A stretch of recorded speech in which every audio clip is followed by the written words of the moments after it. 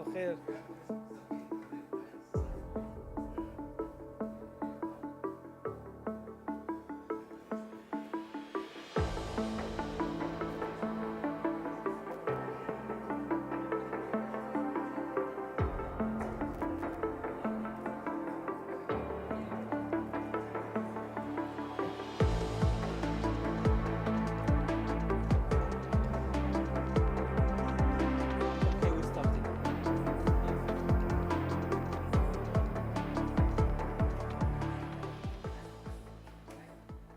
Good morning, and a very warm welcome to the second day of the Summit for the Future of Evaluation. A special welcome to all our participants joining once again from the virtual theater and those who are tuning in online. Today we have 3 sessions that are dynamic and insightful. Our first session this morning takes a deep dive into the transformative journeys of young and emerging evaluators evolving into becoming international evaluation leaders. Following that, the second session will focus on the exciting future of 2 pivotal networks, EvalYouth and Eval4Action. And our third and final session of the entire summit will explore the vital importance of the multi-stakeholder and intergenerational partnerships in shaping the future of evaluation. So we start with the first session. It is my pleasure to welcome to the stage our distinguished co-chairs of today's opening session, Marco Sigoni, Director of Independent Evaluation Office of UNFPA. Welcome to the stage. Ziad Musa, former IOC President.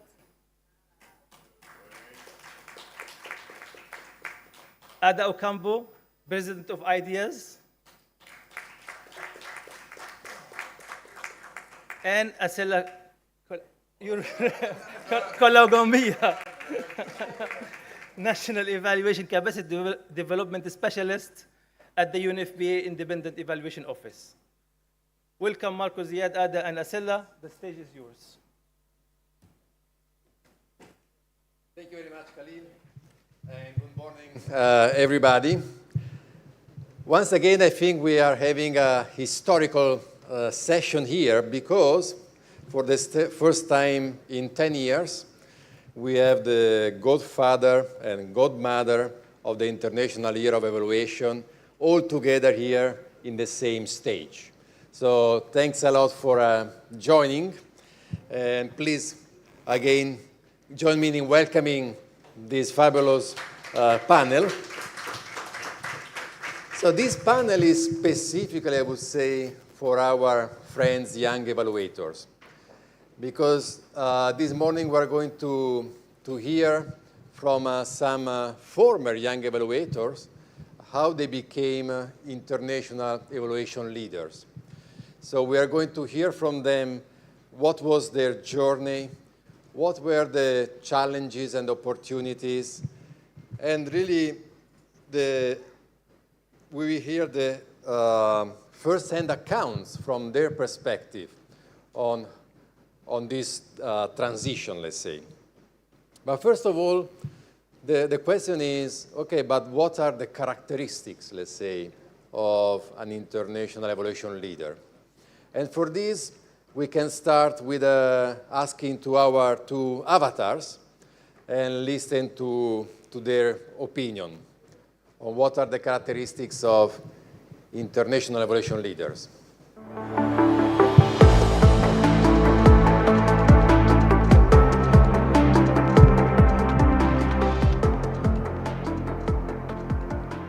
Welcome back. We are diving into what truly defines an evaluation leader, those individuals making a real difference and leading evaluation. Exactly, Alicia. It's about more than just mastering evaluation techniques, though they certainly build those competencies. What sets the evaluation leaders apart is that they are deeply connected to the world around them. You see their passion for evaluation, for empowering people, for the environment, and for strong community engagement shining through. Absolutely. They understand that evaluation isn't just about numbers, it's about people and the planet. This drives them to advocate fiercely for strengthening evaluation to shape public policy. To ensure programs are truly effective and benefit everyone in society. And ultimately, what truly defines these evaluation leaders is their unwavering commitment to social equity and justice. They use their skills as a powerful tool To create a fairer and more just world for all. So embrace your passions, build your skills, And let your commitment to a better world guide your journey in evaluation.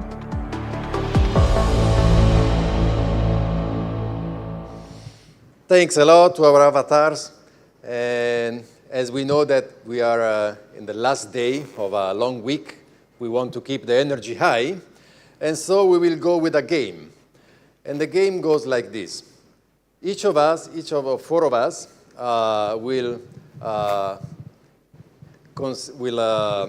relieve who are these international leaders. But we'll mention, it will be done together with you, and they will mention 3 characteristics of each person, and you will have to guess who these international leaders are. So they are former young evaluators who became international leaders today, who today are international leaders. They are still young, of course, like everybody, like all of us. And so Ada, Ziad, Azela, and myself, we will say 3 characteristics of each leader, and you will have to guess who they are. So Ada, let's start with you. Okay, thank you. Thank you very much. I hope you will guess, but if you guess in the first question, please breathe and wait until the 3 questions are formulated. So we're talking about a person that demonstrated her leadership capacity very, very early. And It's a she. a person. A person. She demonstrated. No, a person, no, it's not a Don't spoil my, don't spoil my. I will use a neutral language. They demonstrated their leadership at a very early stage. They became a president of a BOPE before turning 30 years old. Yeah, that's one. Second, So, any idea? yeah, if you have any idea, please. Now you have to tell the name if you have ideas. Yes. What you said? Who knows? Can be. It's one candidate. Could be. Yeah. This person has organized several international conferences in a very successful way. Any idea different from Gabi? And thirdly, this person is very much passionate, not only on evaluation, but on environmental issues, community engagement, and youth empowerment. So this person is, Gabi, all together, this person is, we are talking about Erika.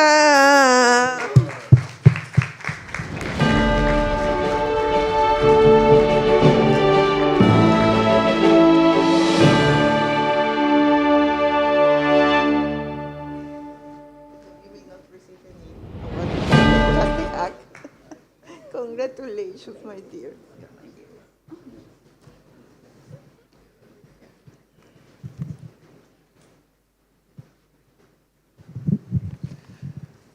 Okay, so let's go now. Erika, please. Sit here. Let's now go with the second one. And so let me invite Ziad to present the second leader. The second one, I mean, let me say that there was a big fight over who presents who and this session when we were preparing, but yeah, like, okay, so the next person comes from a place where it's not obvious that you emerge to become a global leader. Any idea? I mean, this could be anywhere in the global south where we work. We don't have the infrastructure. We don't have the support networks. We just have ourselves. But that person slowly took responsibilities, grew up, I would say, within EvalYouth to turn into a big leader. They, not to reveal the gender, they kind of worked on several programs of EvalYouth, on establishing a national VOPE, on like becoming vice president of an international or a regional evaluation network, again in a record time. And that person spent about a day yesterday at the border police in Sri Lanka because they have the wrong passport, just like Khalil and myself and some of the citizens of the cursed countries of the world. And that person is Qudratullah. Come, ya habibi, come.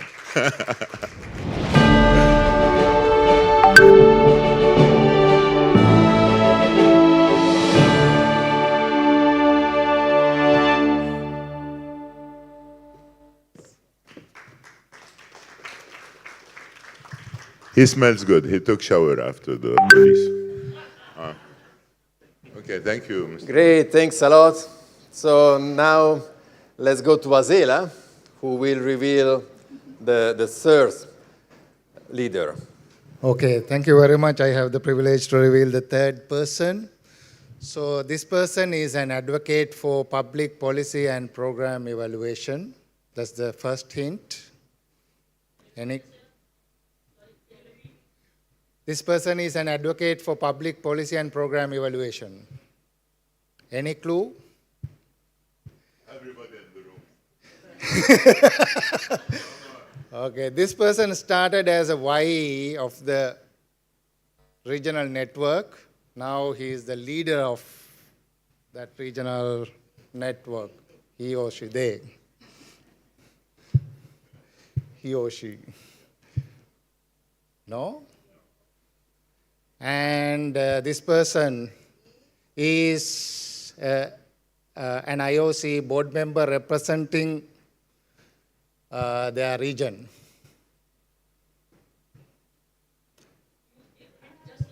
He or she is the leader of that regional network.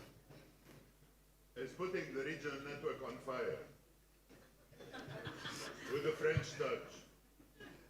Allez, allez, allez. So this person is also, prominent in the Francophone. Miché, that's Miché. Okay, he's the president of Africa. Miché.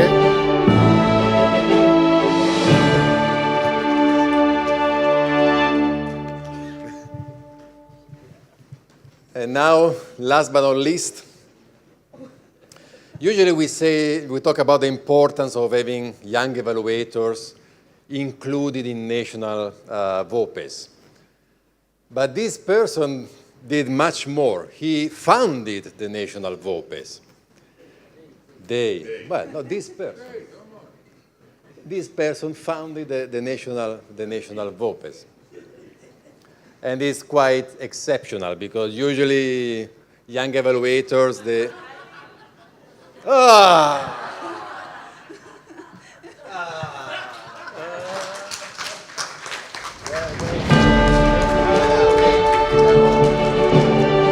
I know that we are a little bit delayed, but you know. We want to learn more. Okay. So this person, okay, now it's well, you know it, but anyway, this person is the first former young evaluator who became the president of the biggest VOPE, if I can say, in the world, because it's IOC, the International Organization for Cooperation and Evaluation, that is the global federation of all the VOPEs in the world.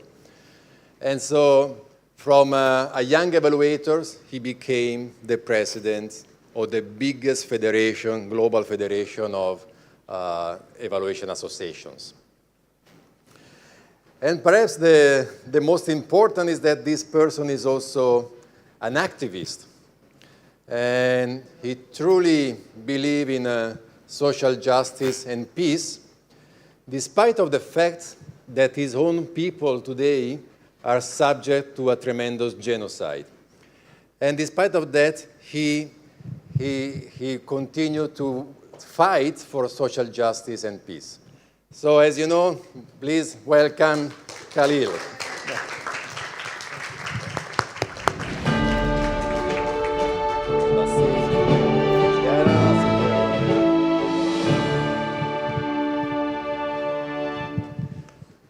So congratulations to the 4 international leaders. This is just to demonstrate once again that young people can really make the difference, both when they are still young, but also when they become international leader for evaluation. And so I think you are an inspiration for several of us. And therefore, we would like just to take the next few minutes really in trying to get from your personal experience, how was this transformative journey towards becoming international evaluation leaders? And really, so if you can tell us, what were the critical success factors that propelled you forward? And how did you navigate and overcome the challenges along the way? We always talk about also about the challenges of being volunteer, etc.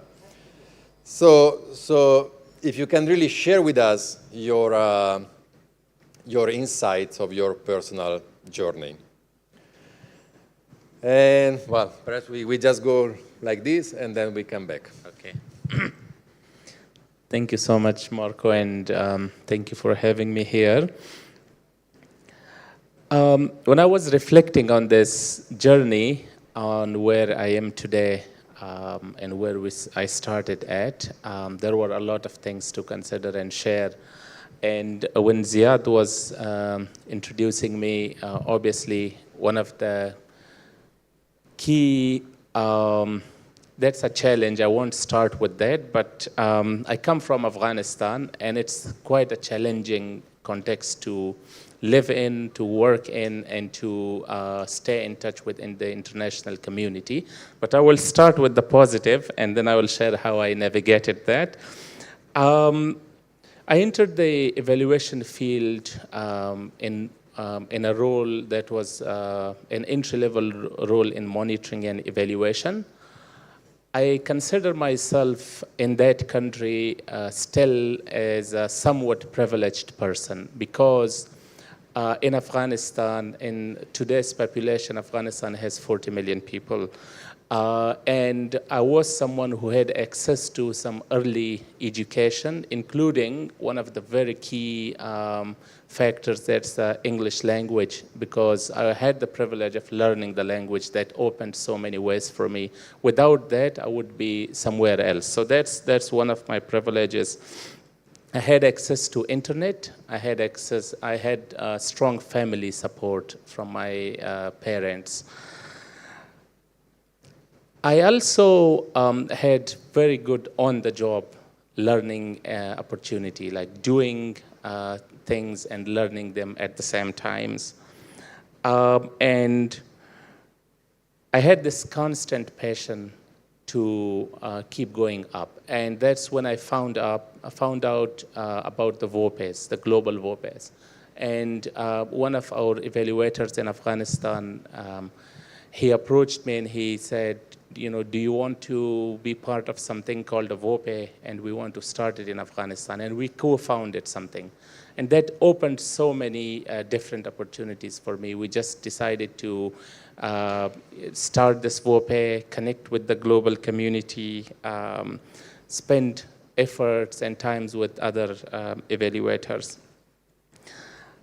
I valued that work, and there were times when we would have an event from the VOPE and there was a family ceremony, so I missed those. I was reflecting on that. I literally didn't go to some family ceremonies to stay and do my professional work. That was the level of activism that we were committed to, and I still am actually. Eval partners and Eval Youth were critical to me, like to bringing me up, to helping me build connections, to actually adopt new and better values.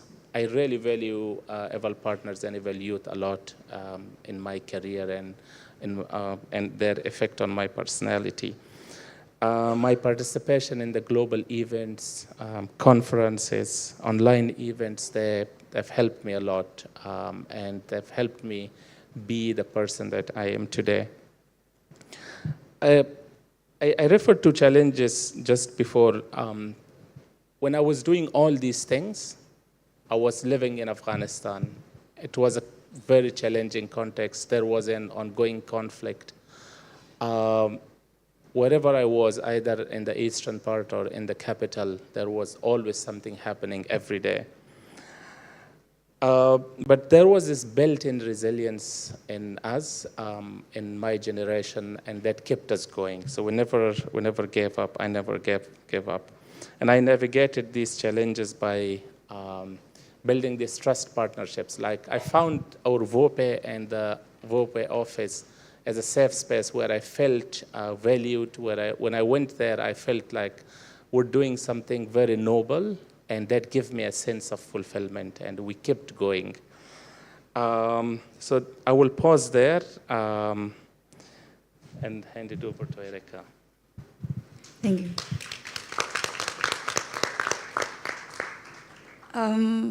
I think out of all the panels here, I think I'm the one at least here that experienced both the guidance and leadership of VOPEs and Eval Youth as they are.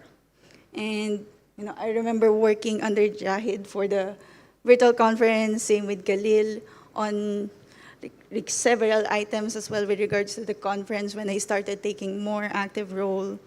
And then also the support that I got from Eval Youth when I also wanted to shift to more concentrated efforts within Asia, co-founding Eval Youth Asia, and with that kind of environment, I was also able to do it with the support of the VOPEs, and it was at that time, it was with Acela, who was the president, and we just like ran away with those things. And it's not like, my experience is very similar with Jahid, with just the blessing of like a lot more people to guide us and support us.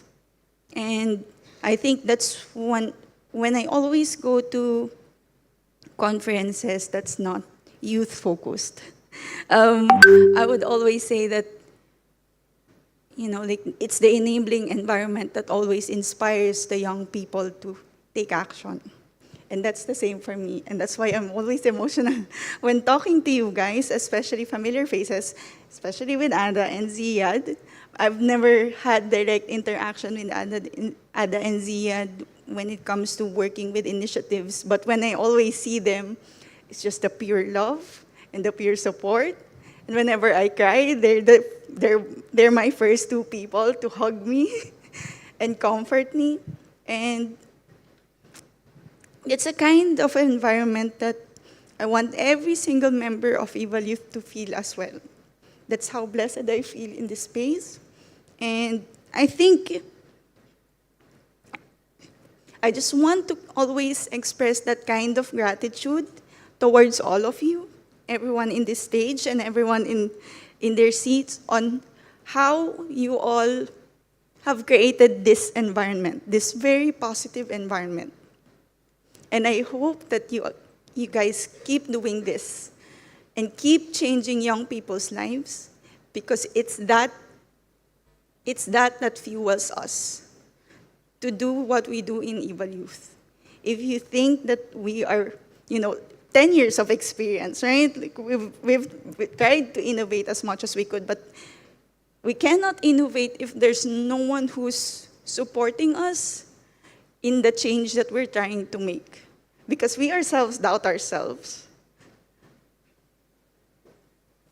But it's only with like push of people like, yes, do it. This is a good idea, let's try it. That makes EvalYouth what it is. So, for the young people, I hope you guys feel what I feel as well. And I see, raise your hand, my friends at EvalYouth, please. If you could stand as well and acknowledge yourself, both on global and other regions. I know they have all the same stories as I do, that at least one person supported them to be in this field. So that's my, if I'm gonna summarize my years of experience in this community and until to this point where I have seated here, that's one thing that I want to highlight. Thank you.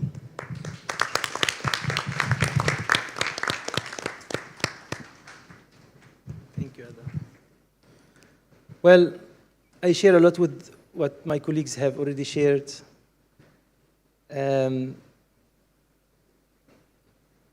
I think I will answer what Marco has asked about the critical success factors. I feel, for me, what really motivated me, what brings me here, and the work we've been doing is that taking evaluation as really a way of life in a way, but understanding that it is a means to an end, not an end by itself.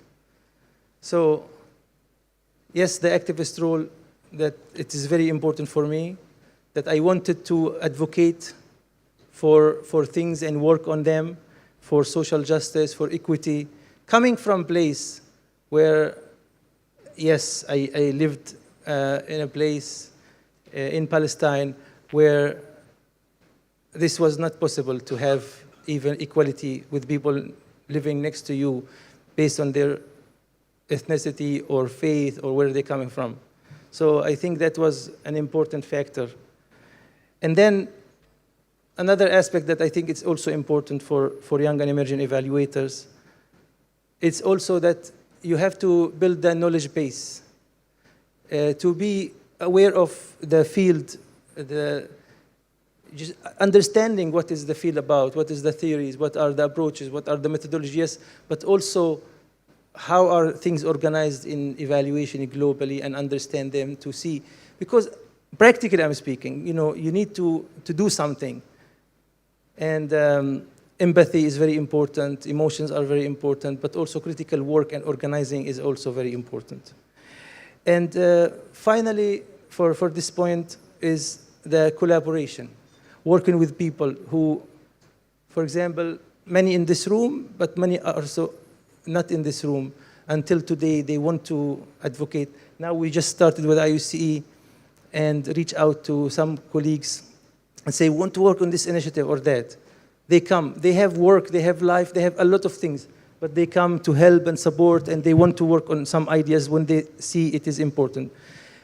And honestly, in my experience as well, I have always had the privilege and been fortunate to have champions who were there and they cared and they supported. I think when we started in the Palestinian Evaluation Association, yes, I started it, but I didn't know exactly how to do it, what happens.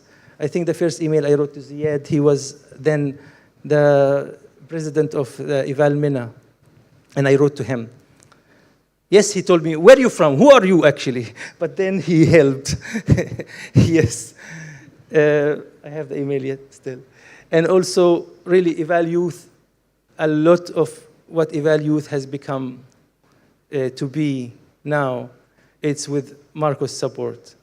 Has believed in EvalYouth from the very beginning, has supported it from the very beginning, and this made a huge difference. What we hear about EvalYouth now, in the beginning when we started, people were like, oh, this is nice. They were very critical. Now everybody says EvalYouth, and it's very strong, because we had the champion like Marco. And excuse me for mentioning the names like that, but it's truly, I feel it's a good opportunity to say the people who really work hard and do things and, not rhetoric here and there.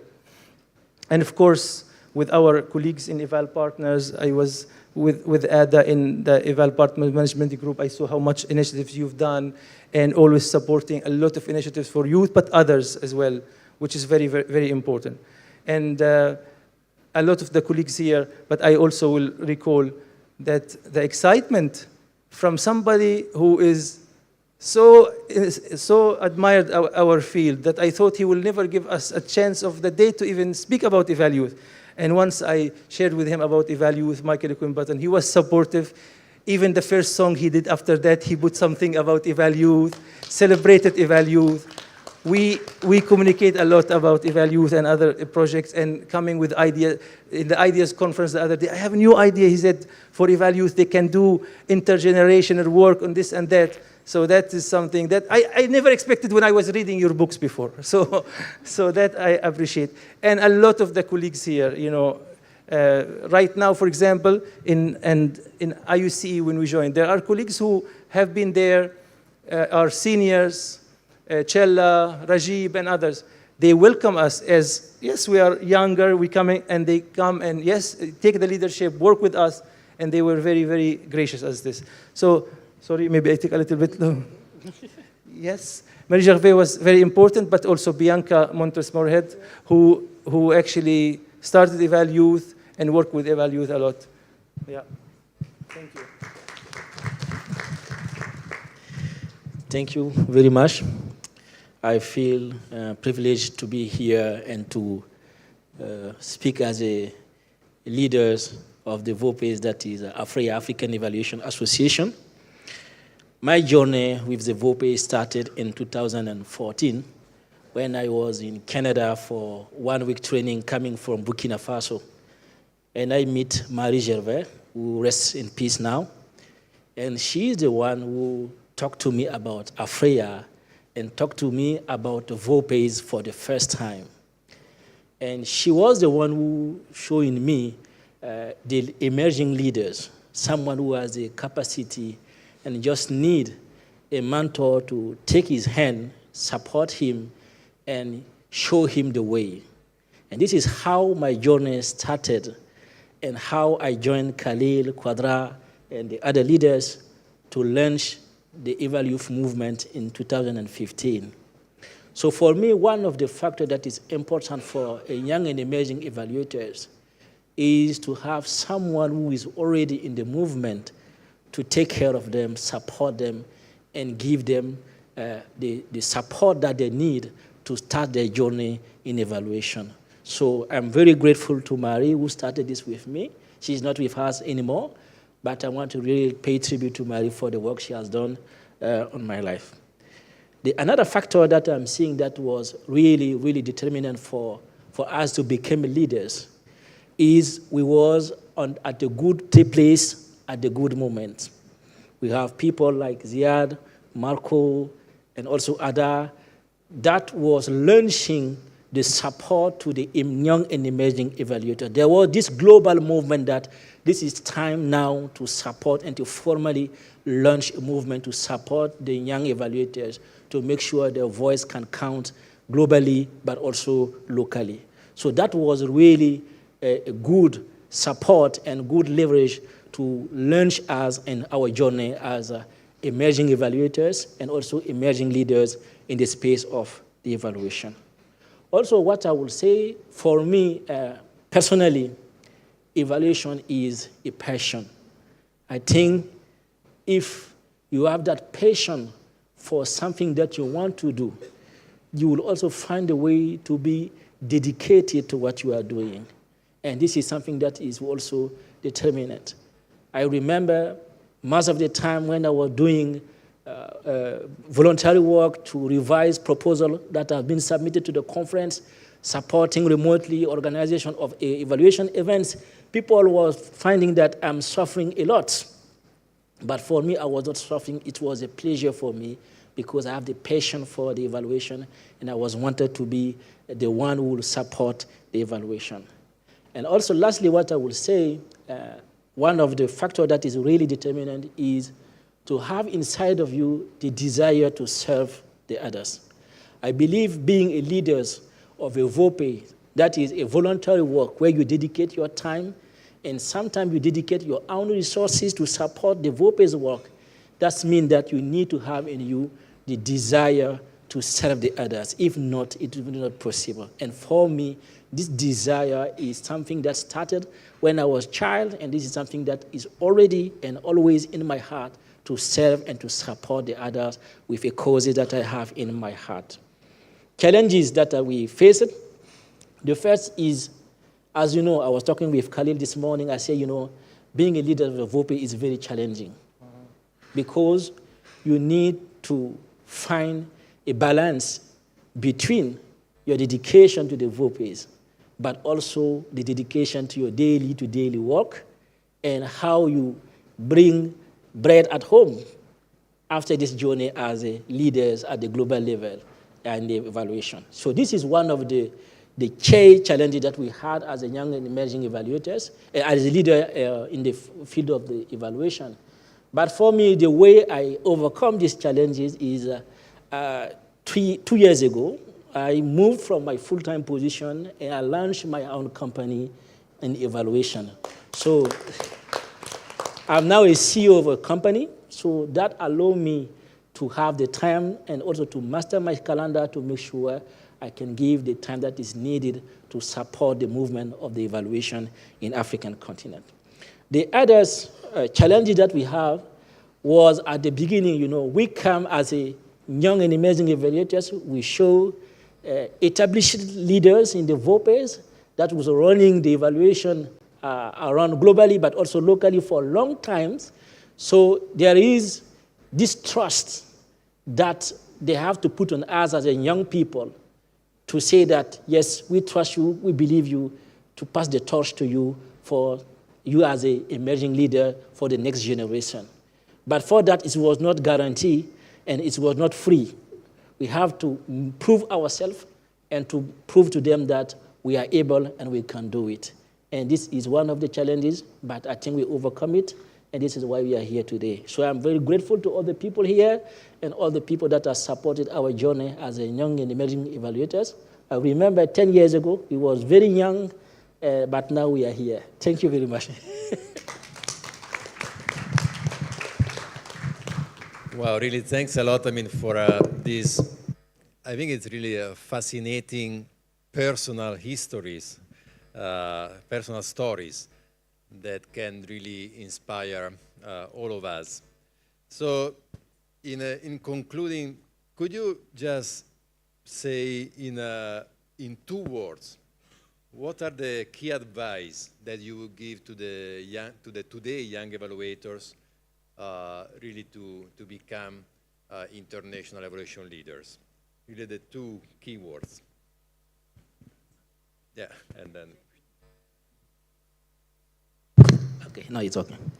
Okay, 2 words I will say to my fellow young and emerging evaluators. First, surround yourself with people that are sharing the same passion with you for the evaluation. This is very, very, very important. And secondly, I will ask them and advise them to think locally, but also to act globally. Because as we say in an African proverb, the world is a village. Thank you. Thanks a lot, Khalid. For me, just 2 things very quickly as well.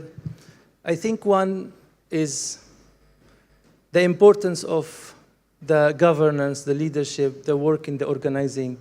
It is very important because people look at youth work or EvalYouth and think, oh, voluntary organization, but it had so much organization and work behind it and structure. And really, today I want to, for some reason, mention people because this is what I feel it is really important. 2 people that I really, really take them as role model in this. One is Bianca Montres-Moorhead, the first co-chair of EvalYouth, who really I think with all of us she worked, and she was so organized. She's a professor at university, and she works, but she volunteer, organized, activist, but at the same time we were so organized and set the tone for EvalYouth for a long way to go. And the second person is also with us here, is Asella. How I really learned from him, but this is really, every time I'm working on anything on IUC now or EvalYouth, I was looking to him. How he does magic without too much talking, like everybody jumping. People jump a lot and talk a lot, but in the end, sometimes I feel the output is very little. Here is the opposite. Almost and always there, if I have a question for him, if I want to ask him, how did he do this or that in Avia? So to have a role model that you respect, people who are organized, and finally, is not, maybe this is a little bit controversial, but I am sometimes controversial. Fight for evaluation. Don't be intimidated. Don't be always nice and, okay, being nice is good and it's good, but sometimes you will see it's not all fairy tales in evaluation. A lot of the time people say they support, for example, EvalYouth, but sometimes they did not and they did some otherwise. So you have to be really advocating for what you, and understand and fight for what you believe. The good fight, not bad fight. The good fight for what you believe, because without that, never anything will happen. We'll always be speaking nicely to each other and nothing happens. I think Khalil took one of my points, and that was also like the fight, and mostly the fight of like, don't be afraid to stand up and fight for your passion and what you believe and what you think is best for your community and within evaluation. That's one. And trust in yourself. Like, it's proven time and time again, if one person just did it and took the bite and just had the courage to just reach out, you can do it. It's not because we had something like magic, and then we were able to sit here. There's something that we feared and we took a bite of, and it bloomed. And that's what I will always encourage my peers at EvalYouth. Take that bite. So yeah.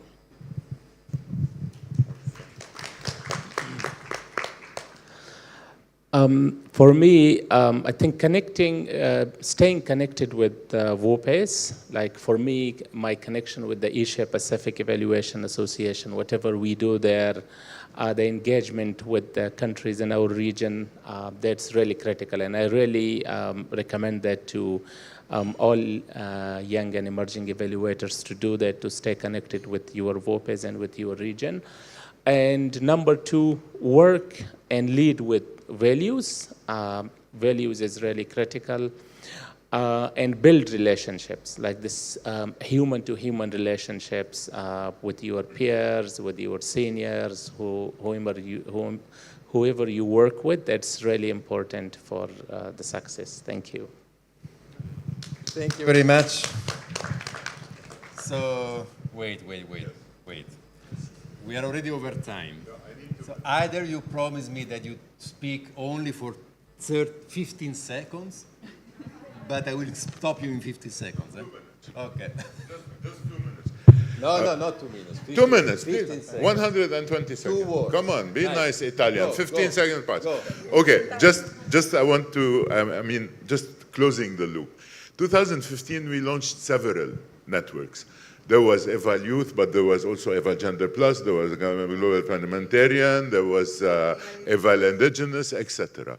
If I look at the trajectory here, I think EvalYouth proved that it has laid the most solid foundations. And I get a bit frustrated when I hear Khalil talking about Bianca and Marie and what have you, but this guy, Khalil, has done unimaginable work in putting the frame and allowing all of this to happen. So I just wanted to give him credit for that as well. And I want to warn, before clapping too much, I want to warn that the networks are part of Eval Partners, and Eval Partners rest on IOCE, and it's the VOPEs, the voluntary organizations, our national and regional anchors who make up the movement. So just to everyone, avoid the temptation of identifying too much into a network. if you're an evaluator and if you want to identify, your first identification is your VOPE, and the network is a vehicle that can take you very, very, very far, as you can see here, but the VOPE is the base. Fair, Azela and Ada, the two pieces of advice. 15 seconds, I will that you kill would you. like to give to the young evaluators? Yeah, very quickly. This may not be an advice, but I just want to mention that I had the privilege to work with generals who gave me the space to work. So, of course, Marco, Ada, Ziad, and many others. So that is needed. If you have that privilege, you can definitely be a leader one day, right? So you need to work with those generals who give you the space. And at the same time, generals who are bringing the battalion to the up level, right? Second thing I want to mention is that you become a leader at the right time and then leave the leader position at the right time. Because many WOPEs, the evaluation space, is in crisis because people not come into the position on the right time. At the same time, they don't leave the position, right? I have seen this. So leaders, so now I'm not going to talk about evaluation, but we need a lot of great leaders. Now Khalil was asked to stay in the EvalYouth as the chair, but he said, my term is ended. I'm leaving now. That's the great leadership. All these leaders, young leaders have done that, right? So I think those are very important for us to make great leaders in this field, because I have seen that we have some, many, countries, many WOPEs, that leadership crisis as well. If we have great leaders, we can make the evaluation great profession. Thank you very much.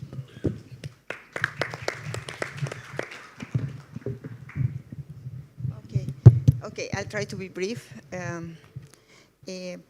My first recommendation is, depending on where you are working, interacting, doing initiatives, look for allies. I started as monitoring and evaluation officer when I was 24. And when there was a strong movement against no evaluation, they're going to tell us what is wrong, what do they know. So I remember I used my own money to put our evaluations that we did ourselves in a courier and sent it to who became, fortunately, my allies. I didn't know what the outcome would be, Osvaldo Feinstein and Robert Audrey from IFAT. And I sent them the reports, and they took it nicely and wouldn't tell, but they came to a mission and asked the director, etc. And they also became my mentors, so that's a second point. And not necessarily your allies will be your mentors, but in this case, it coincided. The third thing, and they guided me, and they supported me, and they were my allies for many years. Then, the other thing is look for like-minded people. When I was coordinating Preval, I launched an electronic network, and Marco became part of the network. He was already in UNICEF, I was IFAT, he was bringing people, etc. So we decided that we were people that wanted to make things and make things happen. So that's where we started working together to do many, many things, including co-creating the RELAC, the IOCE, hosting the first General Assembly OICE. Yeah, I wouldn't take the credit of Eval Partners, but I supported the first meeting of Eval Partners. And then ACELA is another like-minded people. We organized like 3 Eval Partners Global Forum, among other things, side events to the high-level political forum, etc. So look for allies, for mentors, for like-minded people, and make sure that they trust you. That is important. Thank you. Okay, from my side, if I may share 3 pieces of advice. 15. First one, believe. Believe in evaluation. I always say evaluation is not just a job. It's really a mission. If you don't believe in evaluation, it's better you go and work for something else.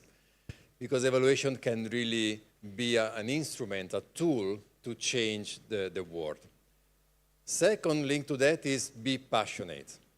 You really need to feel the passion for evaluation.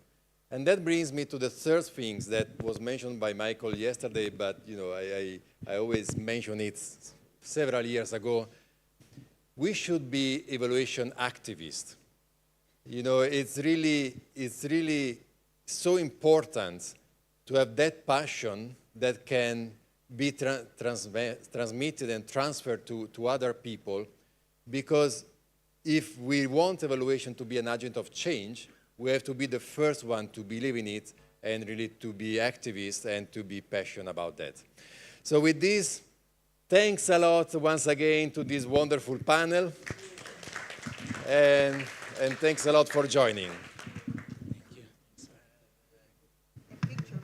Did we have a picture?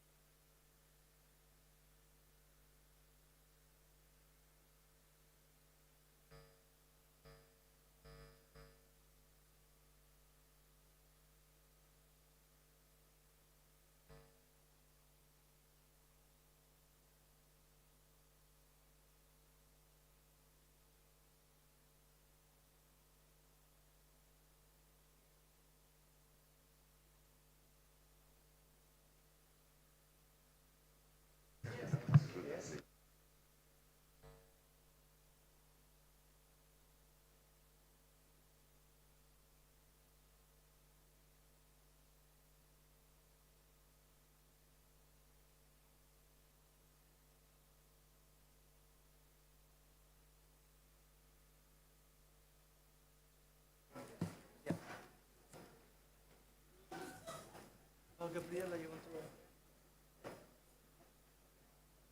Okay, I think you can start. Yeah, go ahead.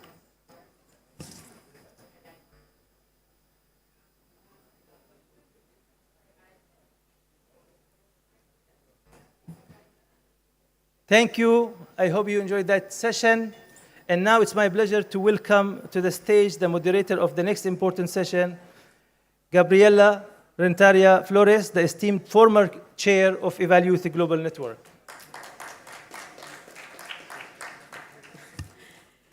Thank you, Khalil. Thank you so much, everyone, for keep being here with us.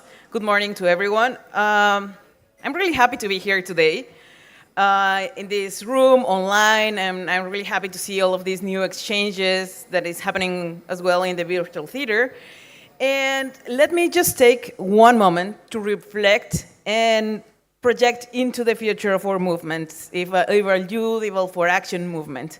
So today we're going to be doing that with our speakers. Today's session, it's about things that we've been discussing in the past days. It's about legacy, it's about vision, it's about responsibility. What began as an experiment 10 years ago has become a vibrant movement for intergenerational equity and evaluation, for intergenerational collaboration.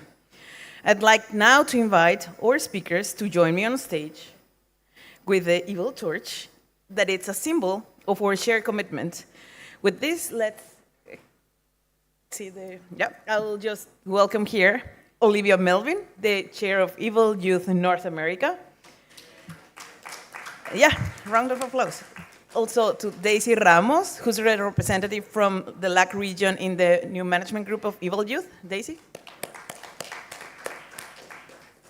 We have here also Madeleine Brou, who's the representative from the Francophone region in the management group as well of EvalYouth. And we have also 3 Eval4Action partners from different stakeholder groups. Let me introduce to Pooja Pandey, who's the manager with the capacity building and research team at Sambodhi from India. To Shyam Singh, who's the professor of social sciences at the Institute of Rural Management in Anand. And to Antonina Ruișco-Păsescu, former vice chair of EvalYouth, consultant and evaluation advocate. Let's just take a moment for, to take a picture with the torch to share this vision, of our shared commitment as well.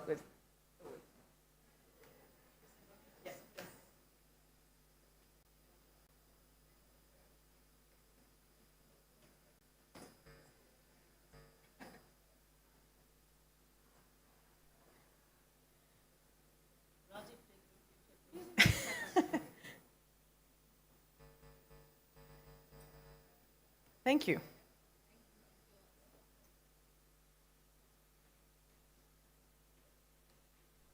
And we are reflecting on this shared commitment, but let me start. What is our purpose? Before even going to our commitment, to our vision, etc., we'll begin by actually asking ourselves, what is our purpose in evaluation? Each of us got here into evaluation for many different reasons, with many different backgrounds, and we were curious. So, like evaluators, we asked, what is our why? What is our personal why? Why did you arrive into evaluation? So each of our speakers has shared their personal why they were committed to evaluation, what fuels their passion, and what drives their sense of purpose. We like to see their responses now on the screen, and I would like to invite all of you to read them with me.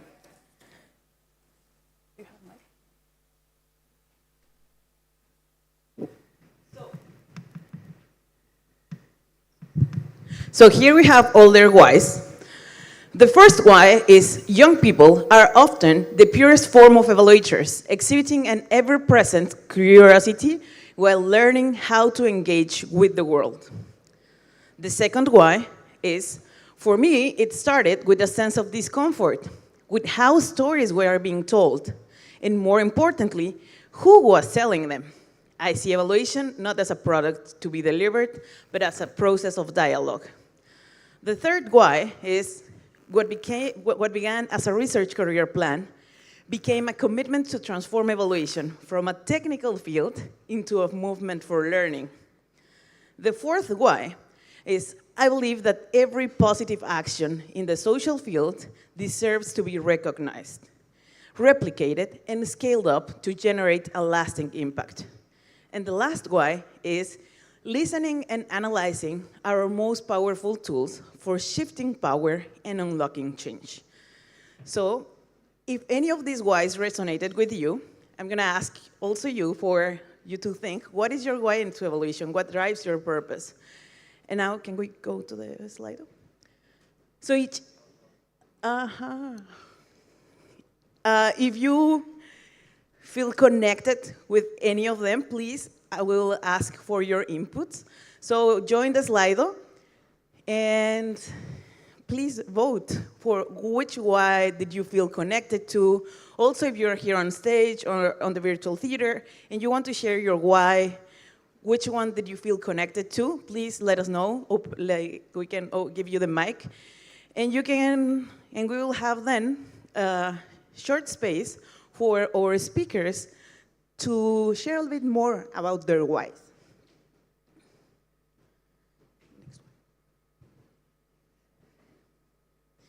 So let's see, like the first why was about curiosity, the curiosity of young and emerging evaluators. Yep, if you can vote, how connected did you feel with it?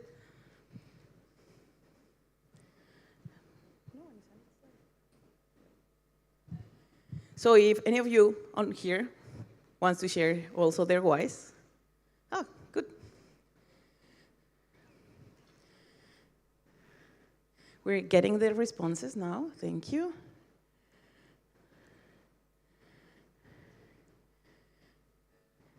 We're evaluating our whys, like good evaluator. Okay.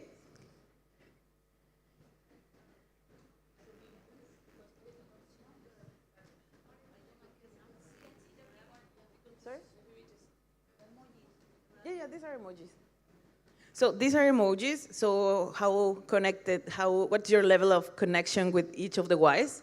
So in this first one, that was about curiosity, we got a score of 4.4. Let's go to the second one. Dialogue. Evaluation as a dialogue.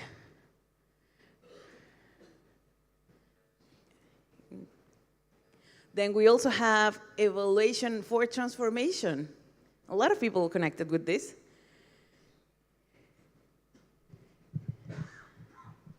Evaluation for impact. Do you like impact evaluations? Or what's the impact of evaluation, right? Yep, next one. And we have listening, the power for listening.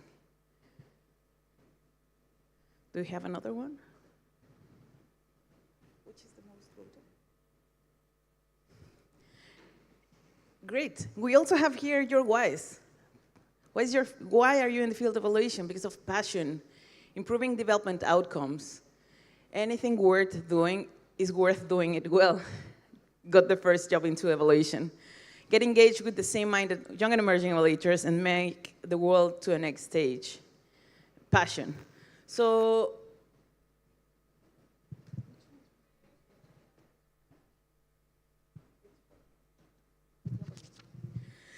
we have our first selection that it's actually, the most voted was about impact.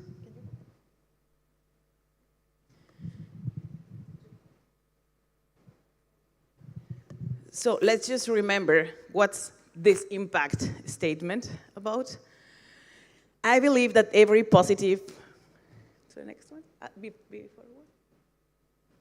I believe that every positive action in the social field deserves to be recognized, replicated, and scaled up to generate a lasting impact. And this why was shared by Daisy from the LAC region. So let's just give a round of applause.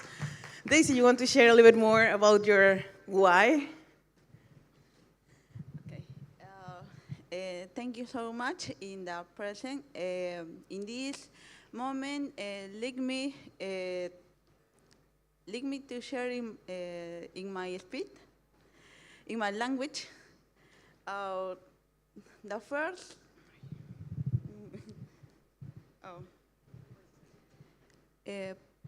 this reflection comenzó con una creencia, el de que creo que toda acción positiva merece ser reconocida, amplificada y también sostenible.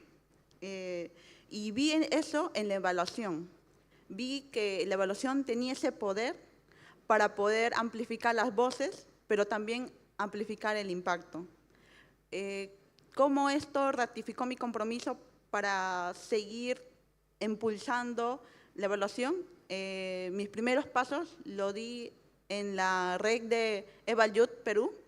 Yo vengo de Perú y justamente conocí de este campo para poder ratificar y más que todo conocer a otras personas que se suman a este movimiento. Y justamente vi esa oportunidad de poder unir comunidad, voces y mayormente juntarme de manera intergeneracional con otros profesionales que iban en ese rumbo. Sé que es un mundo actualmente complejo, retador, pero sé que hay un marco a través de la evaluación que nos ayuda justamente para promover ese cambio, esa adaptación, esa innovación que creo que no solamente parte de los jóvenes, sino también de todas las personas que buscan ese propósito de cambiar y transformar esta realidad. Así que veo a varios jóvenes emergentes, evaluadores, y los invito a que, así como yo creí y me sumé a una red inicial de evaluación apostando con esa creencia de querer cambiar el mundo como todo joven, les invito a fortalecer sus redes, sus comunidades, pero más que todo, invito a que en esta oportunidad nos unamos más allá de las generaciones con ese mismo propósito que tenemos cada uno. Thank you so much. Thank you, Daisy. And Daisy shared a powerful speech in Spanish. I'm going to do my best to translate to English, and I hope I can capture your words correctly. She believes that every positive action deserves to be recognized, replicated, and sustained. And she saw evaluation had that power to amplify voices and to seek the impact, to strengthen development systems and transforming lives of people. So she first joined to EvalYouth Peru, and that meant for her broadening the vision, relearning, and sharing that idea that evaluations can be catalyst for real change. She sees that in the world there's emerging social challenges that are increasingly complex, and she understands that evaluation can give us that framework to identify what works, what needs to be improved, and to ensure that the results are sustainable and replicable in diverse communities and realities. She thinks that like this change should not only be driven by youth, but by everyone. And she made an invitation to all young and emerging evaluators to change the world, to join their networks, because she found in their networks the power to amplify her vision and her voice. And she invited not only young and emerging evaluators, but everyone beyond generations to work together. Thank you, Daisy.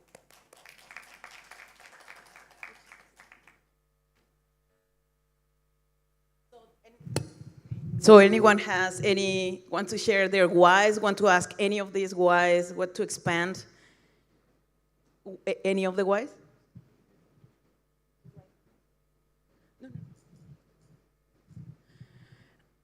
If I may, I'm gonna ask number 2, because like to me that was when I was reading the whys, this actually struck me the most. It's not only the sense of discomfort, but how stories are being told and who was telling them, who actually holds the power to tell them stories. That's the why of one of the main speakers, who I would like to share more. Actually, I don't even remember who it was. I know who it is now. Pooja, can you share a little bit more about your why? Why are you in evaluation? Thank you so much, Gabby. So definitely, I do resonate with what I've said, and like after the conversations that we've been having in the past 3 days, I think I believe in my why even more now. Definitely, it started with the sense of discomfort about how we were telling the stories, whose stories we were telling, and how much power we were having over those stories as an evaluator.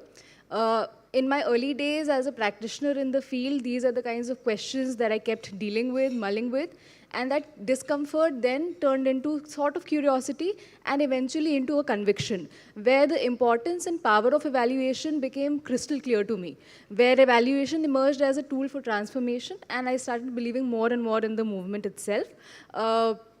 Interestingly, at this current stage, like after I started as a practitioner, currently I wear 2 hats, where I'm a practitioner and I'm also an academic. So I'm also doing my doctoral journey. So I'm wearing 2 hats at the same time, where I'm trying to constantly bridge practice and academia, critically assessing the system and also being a part of that system. And this is again something which has been resonated very clearly in the past couple of days in the conversation, that we cannot keep a dichotomy between practice and academic when we talk about evaluation, and both of these things definitely go hand in hand. The third why, which I personally feel is very important, is the power of capacity building. So it's not just us as technical evaluators with technical expertise, it's also what is the institution learning from that entire system, and more importantly, how are the community members directly sort of making sense of their own stories, how they're making sense of their data, their reality. And for all of this to happen, I think capacity building sits at the heart of it and has a very critical role to play in this entire narrative.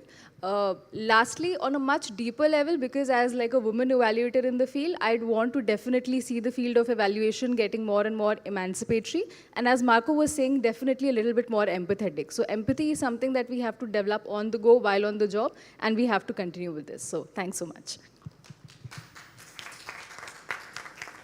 Thanks a lot, Pooja. That's very inspiring. I think that those are words that have been repeating along these days, like empathy, how we open up spaces, right? How we empower other communities. And now, let me ask another of our speakers, because given the slide, yeah, Ada, do you want to?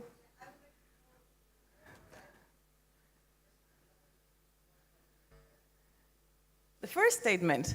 So, thank you, Ada. So thanks for that. So let's reveal why is this? Olivia, can you explain a little bit more about your why? Younger people are often the purest form of evaluators, exhibiting an ever-present curiosity while learning how to engage with the world. Is it working now? Okay, perfect. Also acknowledging that my why didn't start like this. My first why in evaluation was, why not? I don't know what this is. Let's see what evaluation can be. But in coming into the field and being engaged with EvalYouth at such a formative period of my career development, I was able to engage with a lot of like sub-18 youth-led processes in evaluation and engaging with 5-year-olds for arts-based methods and just really being able to work with the curiosity of incredibly young people when they're truly trying to figure out how to navigate the world in itself.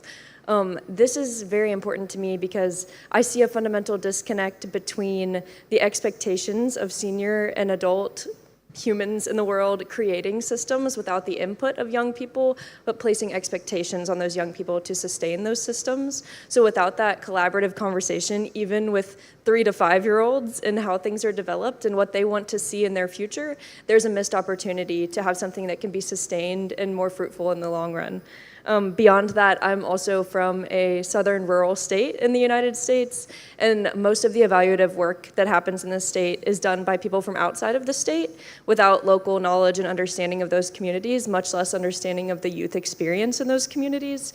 So having that youth engagement is critical to be able to see that sustained positive change in the long term, and it's truly a way to be able to empower those populations through capacity building and building those critical thinking skills, those dialogue-based conversational skills, and just encouraging those youth that they have these skills already and that they can then carry forward programming and assessing the programs that are happening in their communities as well. Thank you very much, Olivia. That's very powerful, like where to put the expectations, like to make it sustainable changes, right? So thank you all. I think when we were designing this session, I was thinking like, thanks for sharing all of these whys, but some of your whys as well might be changing with the years. But it's also important to always look back and reflect on them, what we expected before. So a few years ago, my purpose was guided by improving things for people, to make things better. Then it was just not only that, but also, for example, the increased promotion and impulse of young and emerging evaluators, how to bring more people on the table and recognize that my space, as Kudratullah was saying before, it is like, I'm here also because I had a lot of opportunities and a lot of advantages that maybe some people don't have, like language, etc., like connectivity, support from their families. So just to recognize where we are standing and how we can open opportunities for other people. So now we are in the summit of the future, for the future, and why not also, like we should look and think collectively on the future. So now let's take a moment to look inward and forward now. I'd like to invite our remaining speakers. What is your vision for the future of evaluation? What is your personal commitment to evaluation, to EvalYouth, Eval4Action, as these activists that you are, as we look towards 2035? So I'd like to start with Antonina now that you have the mic. Thank you. Yeah, thank you very much, Gabi. Yeah, indeed, it's kind of interesting questions, and we were proposed to think about like different dimensions of future, yes? So the main, my hope is like that we will invest more in capacity building. I know that there are like many things that are all around the world, but still capacity building for me is like key for the future of the evaluation. But it should be like more inclusive capacity building, more field grounded, yes, and more like in practice. Because many times we are like losing this, we are thinking about capacity building more in theoretical way, but not like in meaningful practice. And also like in real decision making, yes, so evaluation will lead to decision making. Yeah? Thank you, Antonina. And that's very important. Like we've been hearing as well, like a lot about inclusion, how to open those spaces. Capacity building is super important. Now we can go with Shiad. Please, can you share your vision? What do you expect? What's your hope for the future of evaluation?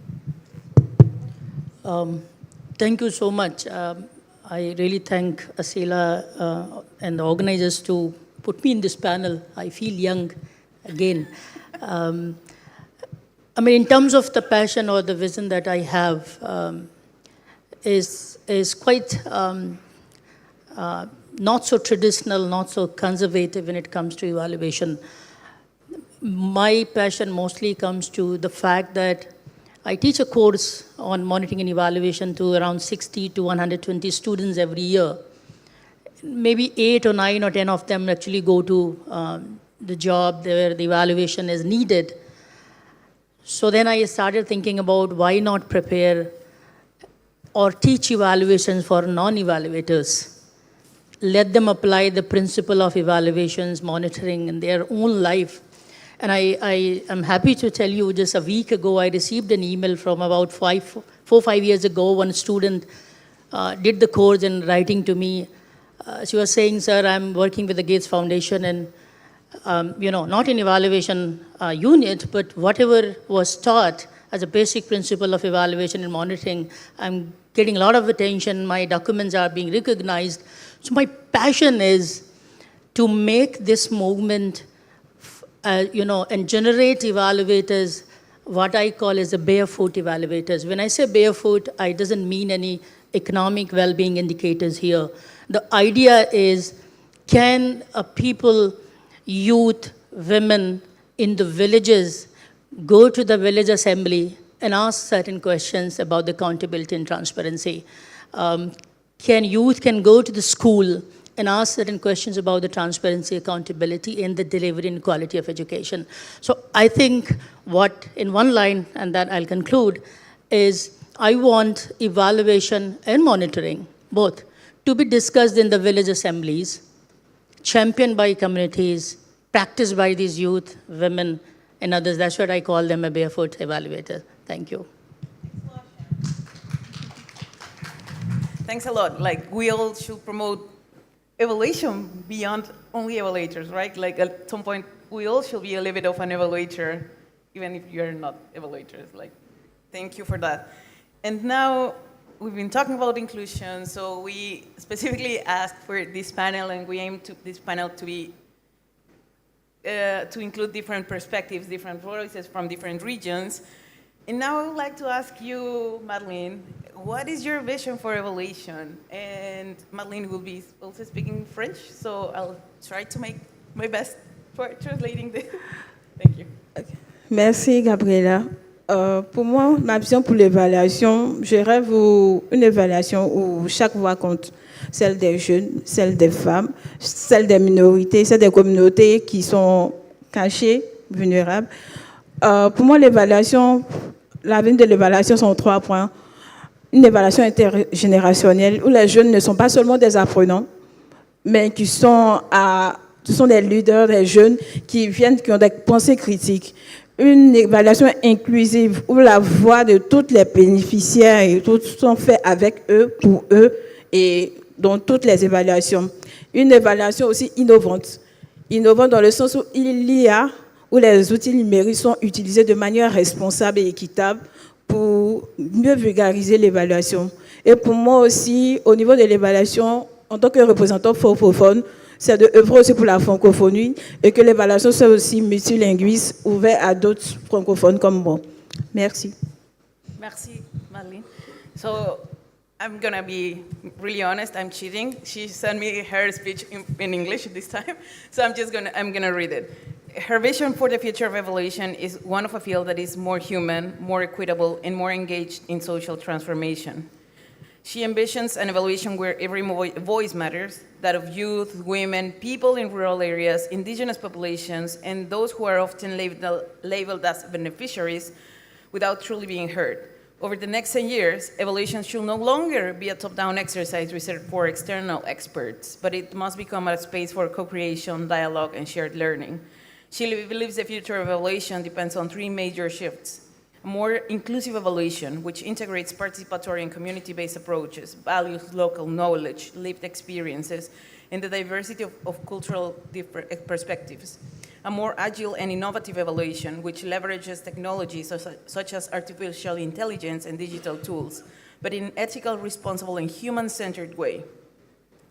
An evaluation that is intergenerational, where young professionals are not learners, but also solution bearers, leaders, and critical thinkers. Youth leadership is for today, not for tomorrow. As she represents the Francophone part of EvalYouth Global Network, she also wants to contribute to building a Francophone evaluation movement that is more open to the world, while affirming its own specificities. Multilingualism, far from being a barrier, must become a bridge to more just, context-sensitive, and grounded evaluation practices. She hopes that evaluation over the next decade remain true to its essence and on its search for meaning, improvement, and justice. Evaluation that helps us understand, but above all, evaluation that helps us change. Thank you, Madeline. Now, we have like 1 minute. Does anyone of our attendees here or in the virtual theater would like to share what is your future for evaluation?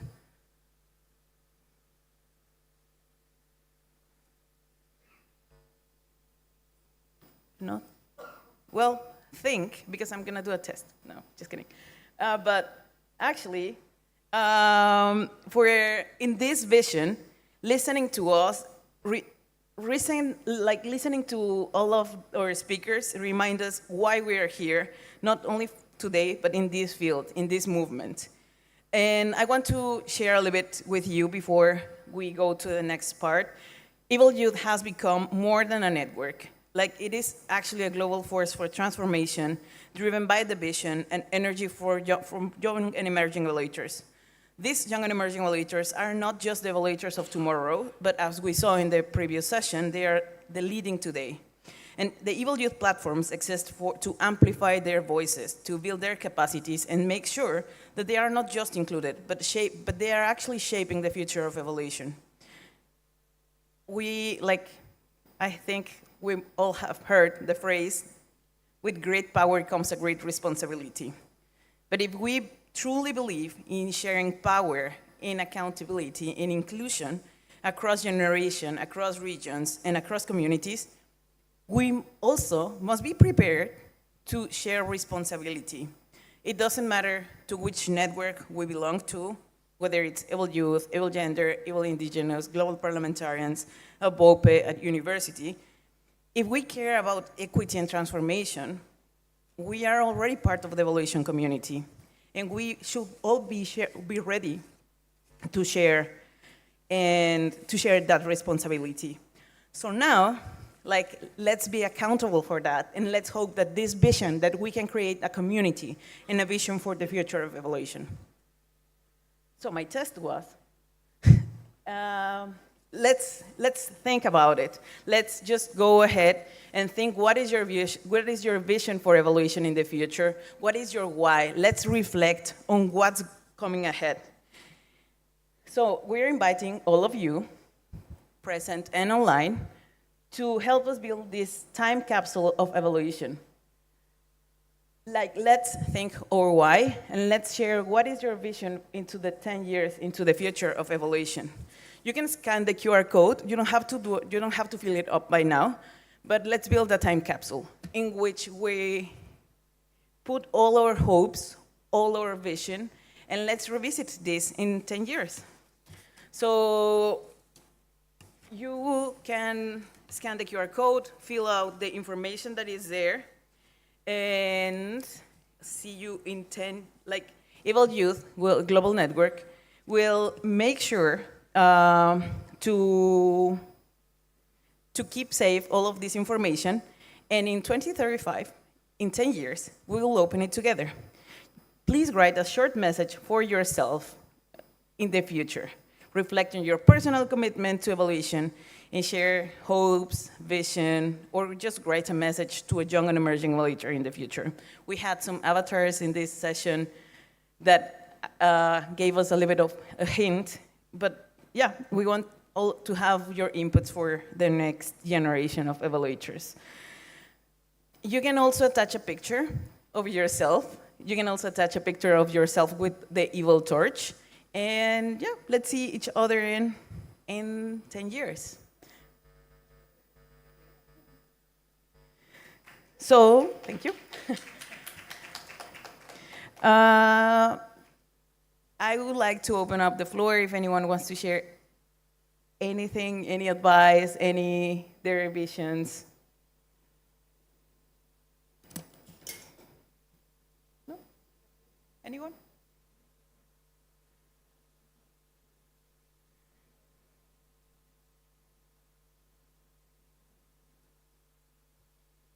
So, just remember that being part of this evaluation community means that we all carry a responsibility to speak up, to listen, and to create space for others.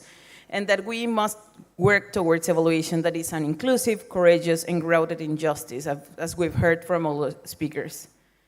Because the future of evaluation doesn't belong to just one group, it belongs to all of us.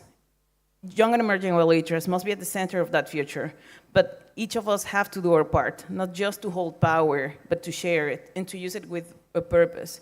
We must create spaces for young people to support them and create an enabling environment. So with this, I would like to close the session, but before doing it, I would like to thank EvalYouth Global Network, Eval4Action team, and all the support that we've received through these years from Marco as well, to the community of evaluators in South Asia for creating this space for all of us to reflect. And yeah, thank you to all the speakers. Thank you to all the participants. And let's remember, power shared is responsibility shared. No matter to which space we belong, let's create all together a more inclusive evaluation because we are part of a community. Thank you all.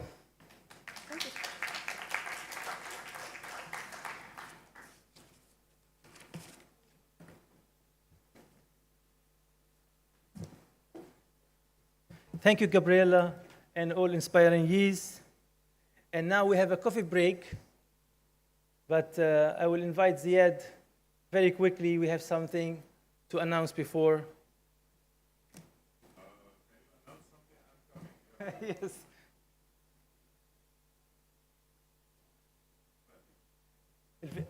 Okay. So we have actually some evaluation-related videos to watch.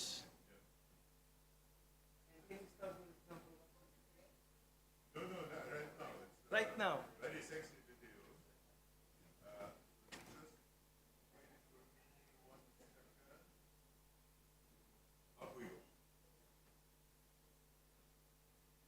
34 anni assieme, due splendide bimbe che sono diventate due donne straordinarie, tante avventure, tanti cambi, tanti viaggi e siamo sempre rimasti assieme e ci vogliamo tanto bene. Papà, ci hanno chiesto di fare un corto video dove spieghiamo un po' come sei come padre, fuori dal lavoro, diciamo. Non so esattamente cosa dire, solo che sei davvero sempre stata una grossissima ispirazione per me e se non fosse per te davvero non sarei la persona che sono ora. Tutti i viaggi dove mi hai portato ti assicuravi che vedessimo la realtà e non solo le cose da turista e anche solo i giretti in montagna che facciamo col motorino, sì, sono davvero molto importanti per me e buon inizio della tua seconda vita. For those who don't know, this is Marco's daughter telling him if you're retiring you're going to be home too much, and that's his other daughter. Ti ammiro molto per tutto il lavoro che hai fatto, mi sarebbe tanto piaciuto essere là con te, ma festeggeremo il tuo ritorno. Intanto tanti auguri, complimenti e un abbraccione.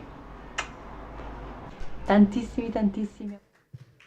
Et voilà, that's Marco's family wishing him farewell. I think we have other sexy videos.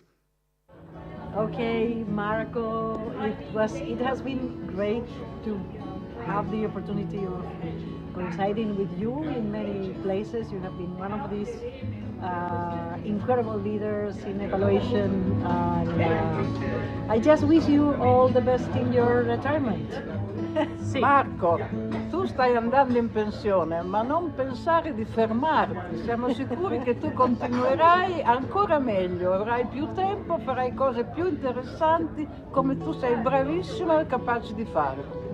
Hi Marco, it was great meeting you and we thank you all for your support with EvalYouth. You've been our champion, our superstar. I think I once called you our fairy godmother and that's what you've been. Congratulations on this new step and wishing you all the best in your retirement. Hi Marco, it's Robert Lahi. I'm in Washington right now. I understand you're going to be retiring. I want to say, well, enjoy your next stage in your career. I don't use the R word, Marco. I just change hats. All the best to you. Dear Marco, congratulations on your forthcoming retirement. I first met you in South Africa when we did the NEC conference, and subsequent to that we worked across the globe. Admire your passion and commitment to evaluation. You really have left a legacy, and we look forward to engaging in whatever new role it is. Well done, my friend. Ciao Marco, volevo salutarti e augurarti una splendida transizione verso nuove prospettive, sempre nel campo della valutazione e nella comunità della valutazione che tu hai sostenuto così alacremente in questo periodo, in tutta la tua carriera professionale. Non dimenticherò mai il tuo keynote speech all'Italian Evaluation Society e good luck. Welcome to the club. I can assure you that it's good on this side. You've done a very long career and very long big service to the evaluation as a function and as a profession, and made it very well known in the world.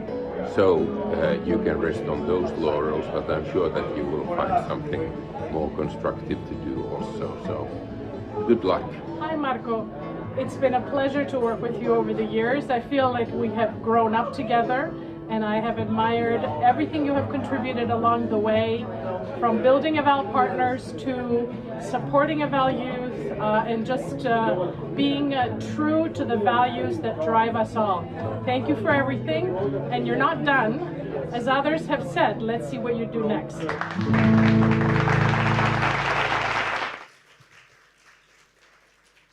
Well, obviously, it's never too late to learn Italian. When there's too much Italians in the room, they speak Italian. But yeah, for those who don't know, Mr. Segone, as the legends say, he's retiring in September. So we thought of this gathering, actually Khalil and friends thought about this gathering to kind of honor Marco's legacy. And yeah, now there's a cake coming. He's be forced to eat it by himself. No, but that will, Mr. Marco, can you come and cut the cake?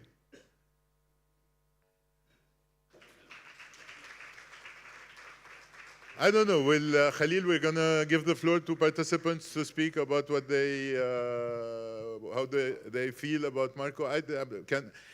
Since I have the privilege of holding the mic, let me start. Please have a seat, sir. I mean, this gentleman in front of you, although might have white hair, I mean, had less white hair when I knew him, but I mean, had three attributes that would line up with all what we said in this morning session. First, he lives his passion. I mean, he was not, when we started, he was not a director.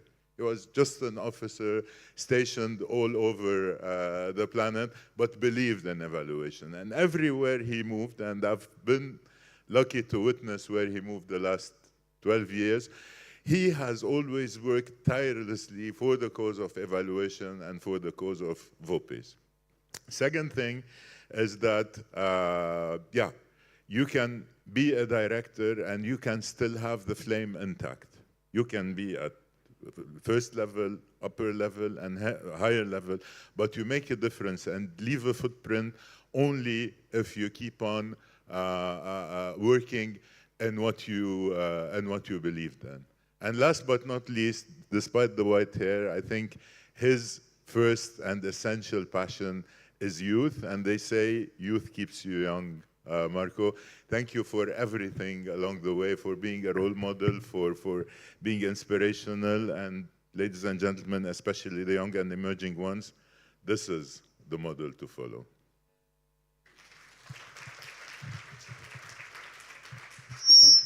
I don't know, just for us not to monopolize the conversation, I mean, we'll be jumping on and off. So whomever want to say anything, with tears or no tears? We need some. I'll try without tears. I'll try without tears, but this is a story that I've shared with a few. But when I first met Marco, it was me, I got my mentor who basically dragged me into my first evaluation conference in Vietnam, the first APEA Evaluation Association conference. And I was the rapporteur, a volunteer rapporteur, and I didn't realize I was sitting at the head table. And then I ended up right next to Marco, and he initiated the conversation, and I was confused as to also why he was speaking to me. And we were just having like a simple conversation and at the very basic of what evaluation is and what it stands for. And that moment is forever in my mind because that's how I always, when I say enabling environment, that's the most basic and purest form it looks like to me. So thank you, Marco. And I hope that you know that I will always carry your passion, especially in EvalYouth. Thank you. Hi, good morning. Hi, Marco. I have no words to say anything. I don't know what to say. I remember that when in 2015 we started Evaluation Community of India, you were behind us. And all through these 10 years, your love and affection never ended.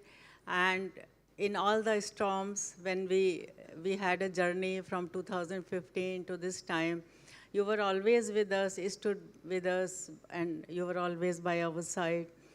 I am sure that you may retire from UNFPA, but you will not be retired or tired from work and loving us and being with us. That is what I have to say, and I would like to honor you with a small gesture of our gratitude. So I want to come there. Thank you so much.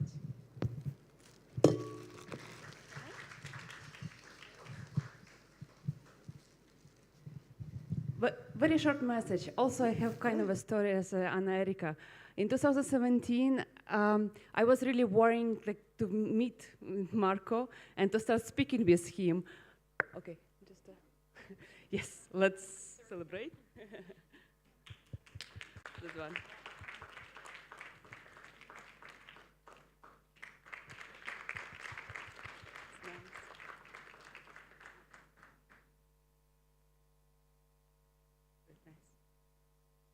Yeah.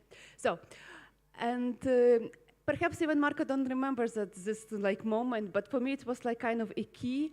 I introduced myself, and he said, "Wow, okay, let me introduce to people." And he introduced me to a lot of stakeholders. And I wrote everything, and we started a chapter in Eastern Europe and Central Asia. We received funds, we received partners, we received access to everything. And it was because of 5 minutes of to speak with Marco and for his support and because of his a passion for us. And it was become a very big movement and very big supported movement. And I'm really grateful for that opportunity and for all this support during this journey. Thank you very much. Marco, what do I say? I think we've worked so closely for 7 to 8 years. And of course, I think everybody in this room and beyond know the legacy you're leaving in evaluation. But for me, you're someone who's genuinely supportive, empathetic, and humane. And you're not only leaving a legacy in evaluation, but you're leaving an impact on people. And it's not just the young and emerging evaluators that you support, it's anybody who comes in your aura, whether it's a middle career level person, a senior person, you're there to support, you guide, you mentor, and of course you transmit that passion. So it's not a goodbye, it's only a farewell for a short time, and I'm sure this continues. Thank you. Marco, again, no words. I mean, the kind of impact you've made, not only in my, but the entire evaluation community in South Asia. I mean, immense impact, and the way you supported the movement. I met first time in 2015 when I was doing that Eval Week in Delhi. You brought the torch, Eval torch, January 2015, and that time I saw you from the audience side. But then the very next day we had a panel, and I didn't know you that time. And that panel was organized by UNFPA, not UNFPA, sorry, this Gender Fund, UN Women. And then, then I think I presented the kind of thing we were doing in ISSC that time. We created a online community of practice. I talked about that community, and then very next day you came to our office, and we were looking for some support, and we told them, no, it's there, so we'll provide you support. So it's not only our story. I think these kind of stories we heard from different parts of the world. So the huge kind of support. And exactly, I mean, I don't think you will be able to sit idle and to do nothing. I'm sure you'll bounce back, you'll come back sometime after some time, and we want to see you again in the field with us. Thank you. Yeah. Marco, I met you 10 years ago. I can't believe time flies.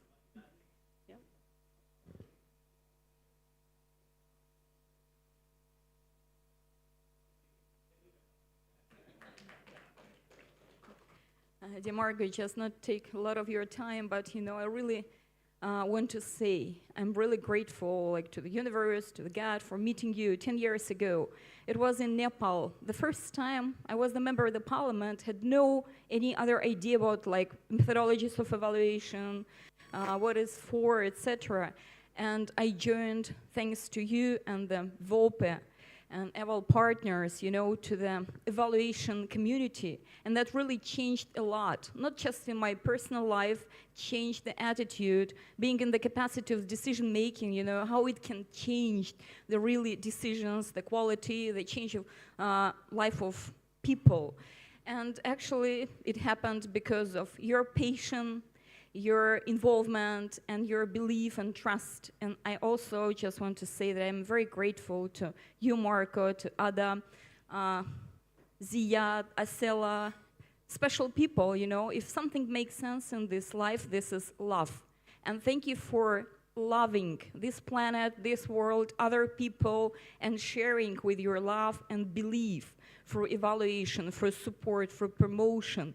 So thank you very much, and I'm sure you'll fulfill the word for so many years with love, professionalism, inspiration. Thank you.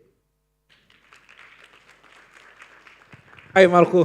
I want to join all the people here to say thank you for everything you have done, not only for me as an individual, but also for the world of evaluation. I remember I met you for the first time in Kyrgyzstan.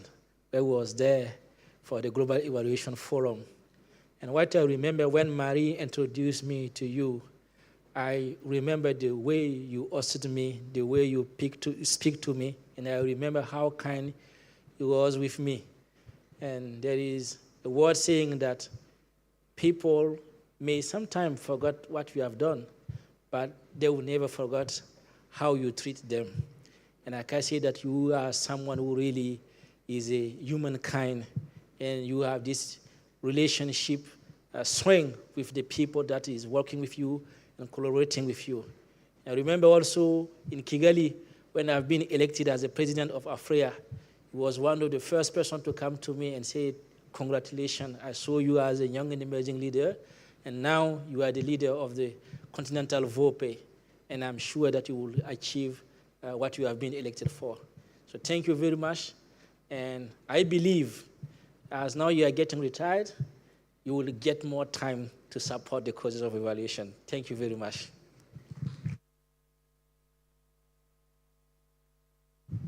All right, last two, so yeah, Madame Ocampo. Marco, I'm Isha. I met you in 2015 when we met. And I just want to thank you. The help that you are given to VOPs, especially Sleva, as well as when I was regional VP. I remember very well you went in Jordan and you said, Isha, I want to do something for API conference. And I remember very well that words. And you genuinely helped us. And my thanks to your presence. Today I came for this conference mainly because I knew Marco is coming. I also heard about you're getting retired, but I know you're not retiring. You're just taking a break, and you'll be back soon within 2 months. So see you soon. Okay, bye. Hola, Marco. do you remember in which year we met? It was 1997. He was a junior professional working as a JPO in UNICEF, and we actually met virtually, just 3 years after we met in person in the first meeting to create the IOCE. Marco was already, he was in Colombia when I met him virtually, but he moved to Brazil, and we were the two representatives of Latin America in the conspiration towards the IOC. So we met in the Caribbean with the rest of the group, and I was happy to see Nicoletta is one of Nicoletta Stam from Italy that was in the video, was one of the persons that were with us, but also Soma de Silva was representing this region in the creation of the IOC. I don't see her here today, but she was there. And after that, Marco, we did several things. You were very successful in, for example, just put one example, in creating the first Niger monitoring and evaluation officer. And thanks to that, the first AFREA conference in a Francophone conference was done in Niamey, Niger, with the first Francophone President Oumou Batol. So you did several things, including books. We taught together. We were teaching together at IPDET also 2 years. We did many, many things together, but above all, we became friends. So thank you very much for your passion, your professional legacy, and for your friendship. I love you.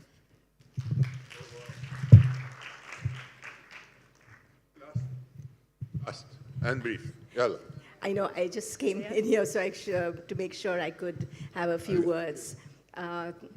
Marco, we've known each other for a long time when you were with UN Women, and really wanted to appreciate how much you have done for the evaluation field, and particularly for gender and Eval Gender Plus. And you've been an inspiration to all of us for that. And I think as a visionary, and I think I've said that before, with the parliamentarians, with EvalYouth, you've also continued to encourage and germinate new ideas that came. And I cannot forget that when we started the Gender Equity Network South Asia, GENSA, and invited you to give us a few words of encouragement, very new idea, special interest group of COE South Asia, and you hesitated not at all, and immediately stepped forward and provided those words of encouragement and sent us a video when we inaugurated it. Cannot tell you that without that support, being a champion for us, we would not have come so far. Thank you so much. Last comment from the floor, then we'll see the video, then I'll tell you what we're going to do. Last word will be from the person who met you just 3 days ago, after introduction from Antonina. And I would like to thank you, Marco, for this warm welcome, for inspiration. I entered monitoring and evaluation field more than 10 years ago, but I am new to this community. Okay, I applied to EvalYouth just yesterday. But I was truly inspired. That was the reason why I applied. I really felt good here, and I already received some kind of support from people around, and it means that these people were treated good when they treat just new people in this way. So thank you very much for that. Most welcome. Can we, the last video I just gave you, can we show it, please? And here, just to explain that you saw Marco's family, but also a lot of the old-timers who couldn't be there. The last one who spoke on the previous video was Tessie Katsambas, who's, again, one of the godmothers of Eval Partner, Evalir, The Flame, etc., fellow dreamer. Now, others sent me this new feature on WhatsApp where you record in a round and you cannot forward it and you cannot download it. So I'll just send them to your mobile, Dorothy Lux, etc. And now this is Benoit Gauthier, our junction between the Francophone and the Anglophone world, ex-president of the Canadian Evaluation Society. Good evening. I am Benoit Gauthier, volunteer of the Canadian Evaluation Society, the Réseau francophone de l'évaluation, the IOCE, and Eval Partners in the second half of the years 2010. Marco, I want to extend my deepest gratitude for the support you gave to evaluation internationally over the past decade, and to Eval Partners in particular. Your commitment has been instrumental in our common mission to strengthen evaluation capacities and to promote evidence-based decision-making globally. Anecdotally, Marco taught me something important in Bishkek in 2017, when Eval Partners leaders were planning for the next year or two of transformative action. As treasurer of Eval Partners, I kept insisting that we needed to plan according to the budget we had, while Marco wanted to budget for the dreams that we were developing. And he was right. Marco, your contributions have helped foster a more robust evaluation community and have significantly impacted the reach and success of Eval Partners initiatives. I'm incredibly appreciative of your dedication and collaboration. I wish you a very restful and full next phase of your life. Voila. Okay, I think that was quite emotional and a journey through time. Nobody to close it better than President of IOCE, co-chair of Eval Partners, Khalil Bitar. Thank you so much, Ziad. Marco, just to say really, there are very few people always in life that come and have such an impact on so many people. I know that. And you can see how everybody has mentioned different aspects of where you work. You have a print and you have impact in so many different levels. I actually started reading you before seeing you about equity-focused evaluation, one of the first authors to write about that. And so it is Marco the director, Marco the activist, Marco the author, Marco the organizer, initiating things. And every time you put your hand in something, your mind in something, it was successful. It has brought so much attention to the ideas that you focus on, and you kept it on the ideas, and always with the humility, with the personality that you have. And I had the privilege of also meeting some members of your family, your daughter, who you came together to my city in Palestine. And I saw the children you're raising as well. As with EvalYouth, you are doing with us, I saw you with your family caring for, for the world, for what is happening, for justice. And this tells a lot about a person, not only how we see him professionally, but what really also the kind of children he's raising tells a lot. So thank you so much for everything. It has been a pleasure, and I hope that we'll continue this friendship forever. Thank you so much. Amazing. Now, Khalil, you just sit next to Marco, and we invite all the group when you're cutting the cake for a group photo. Then Mr. Kalugamputia is whispering in my ears. You have just until 11:15 to be back on your tables, and then we continue. So, Khalil, Marco, please sit. Everybody, please join. This would be a family photo with Marco. And who? لا, Khalil حده next to. Yeah, I mean. Yeah, come to the stage. The quicker you get, the faster it goes. And those who have been over and over in the pictures, just leave a place for those who didn't get the chance to be close to Khalil and Marco before. Yalla. Go.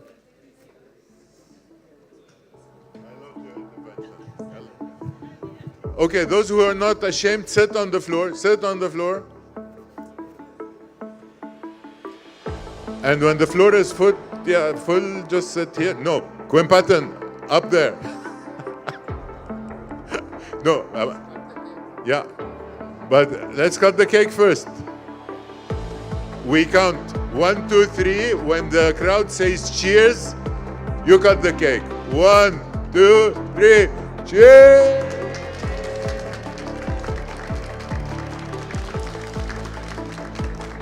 The first piece, as a transgenerational, you give it to Khalil and then everybody else. You see, this, I mean, we have traditions. And then you wait for Asela and me to be in the picture.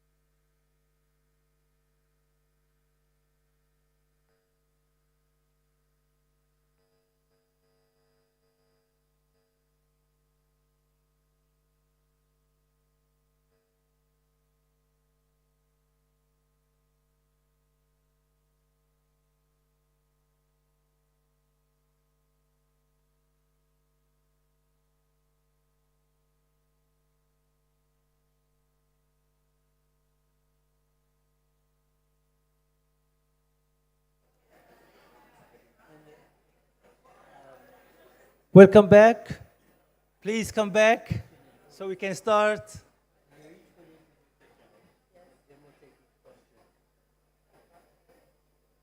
We have very important session now.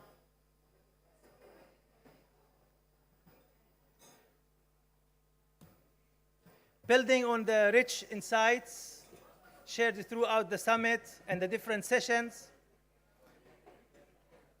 we are focusing on adaptation and transformations necessary for forging a more robust future for evaluation that we discuss in this summit.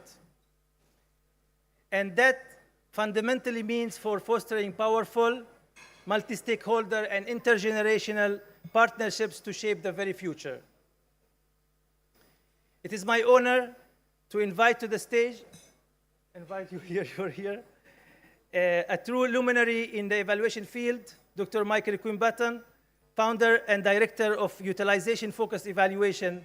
Michael, the stage is yours.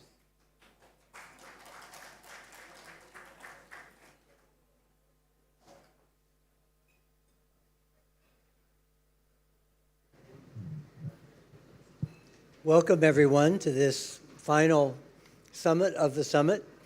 And we are going to look at how we shape the future. I've long taken the position that evaluators are inherently also futurists. Anytime we write a report, it is immediately history, but any recommendations we make are automatically makes us futurists. So we're always dealing with the future. This should be familiar territory to us, and to help shape it. And to frame the work that we're doing together and the passing of the torch, we are going to use the torch as the framing for the future. We bring the torch up.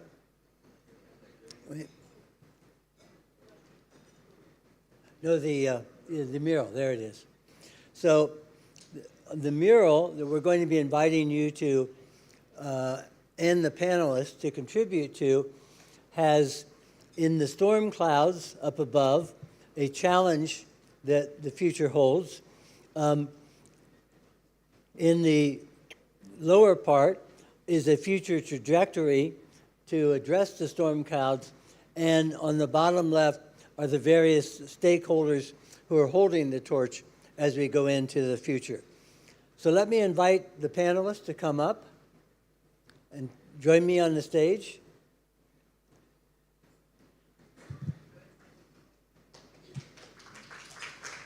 I'm going to have them introduce themselves.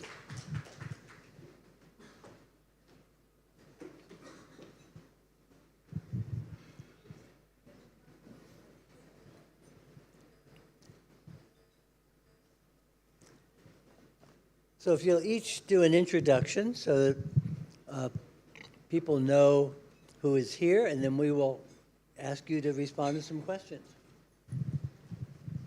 Good morning, everyone. I'm Ruchi Kaushik from the Department of Development, Communication and Extension, Lady Irwin College. I teach paper on evaluation, gender, community processes, and participatory approaches. I also serve as technical advisor for a CSR arm of a corporate organization, where I look at their community development initiatives. Good morning. I'm Esther Kagwa. I'm a region evaluation advisor for UNICEF South Asia, based in Kathmandu, Nepal. Hello, everyone. I'm Natalia Nikitenko. I am from Central Asia, the Kyrgyz Republic, and I'm former member of the National Parliament. I was the member of the Parliament for 11 years, and also member of the Global Parliamentarian Forum for Evaluation. So I strongly believe that policymakers should not be ignored out of evaluation society, but should be really involved in the understanding and the agenda. Hello, everyone. It's Nino. I'm from Georgia. Today, I represent EvalYouth Management Board, and at the same time, I'm an evaluation, monitoring and evaluation practitioner, working as a meal manager, head of meal unit in NGOs.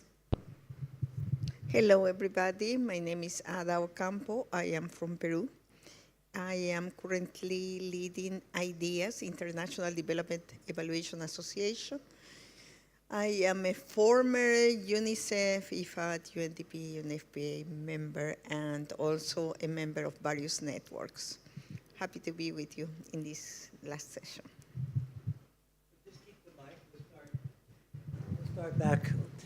What the panelists have contributed already is items on the storm cloud. Let's focus in on the storm cloud again.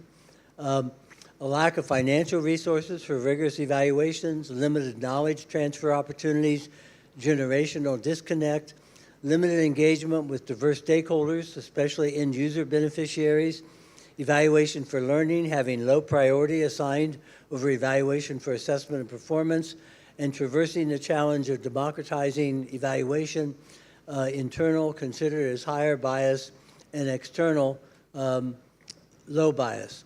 So we want to invite each panelist to take 2 minutes and elaborate one of these points, why you think it's important, or anything that's missing there.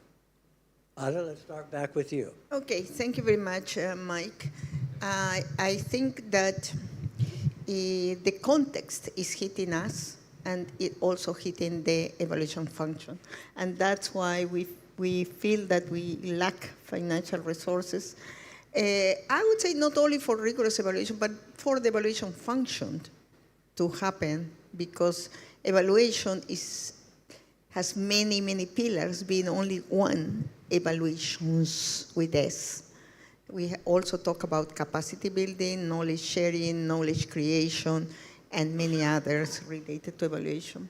So I think I would take the lack of financial resources, but situated in a global context that is hitting us.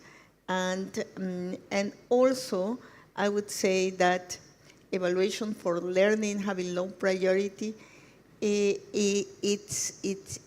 also a problem that we face due perhaps from my humble point of view, you may disagree with me, for the limited progress made in professionalizing the evaluation. So I think that we will be able to survive in the context, provided that we read it well and we really make evaluation adapt and adjust. So we'll come to this side here. I think most of the points have been covered by most of the panelists across the past days. And what I feel is that it's a good sign that we all are aligned together. One challenge that I would like to highlight here is generational disconnect. There is underrepresentation of youth perspective in both design as well as the governance aspect. They are seen more of like data collectors or data providers rather than, looking at the designer or interpreter's aspect of it.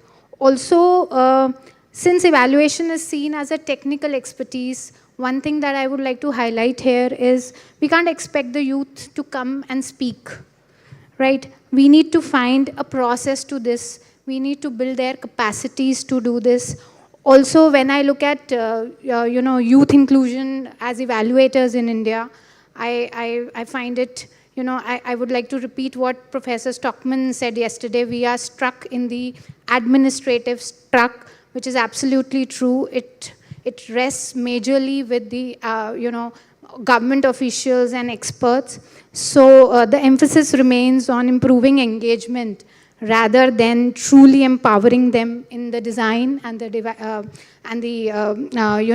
decision-making process. There was a wonderful session yesterday on AI, and I would like to take it from there and say that when we talk of generational disconnect, it is important to highlight that AI in evaluation, a major transformation is happening and how we generate, interpret, or act on evidence. But it also risks widening of the generational divide that is there if we don't manage this thoughtfully. So these are important challenges which I see that creep out of the generational disconnect point. Okay, so I think I'll relate to like the couple of challenges that are mentioned in the box. So that I agree that most of the topics were already covered, a broad range of topics actually over the recent days. So I might end up in repeating a few of those. Well, of course, the most pressing challenge we currently face is a shrinking pool of global funding for the development, research and evaluation that heavily impacts our work amidst the global political crisis as well, where I also want to highlight that the humanitarian needs are rapidly growing. As the financial resources become tighter, the emphasis might shift towards shorter-term results and the cost efficiency. This can limit the ability to conduct methodologically rigorous evaluations, also utilizing participatory approaches and also particularly those involving youth. Many young professionals already face limited entry points into the evaluation field with fewer opportunities than seasoned professionals, rather little access to mentorship and scarce training programs that are more like tailored to their needs. And there is also a wider issue of the knowledge transfer. Evaluation tends to rely again like heavily on the established experts, while younger generations struggle to access networks and institutional learning. Without deliberate structures for intergenerational knowledge sharing, we'll risk losing valuable insights and stalling the growth of the next generation of evaluators. This might hinder also our ability to build a resilient and diverse evaluation ecosystem, since the future, and not only for the evaluation community, is uncertain and I would say unpredictable. Yeah. So I think one of the key challenges is this pushback on truth and evidence. We are in an era where evidence is questioned. Disinformation saturates and becomes the norm and the truth. So that's going to be a challenge. You know, right now we are seeing that pushback on research, funds going to entities that are promoting a certain agenda and a certain truth. Eventually, it probably will get to evaluation. So I think that's a big challenge moving forward.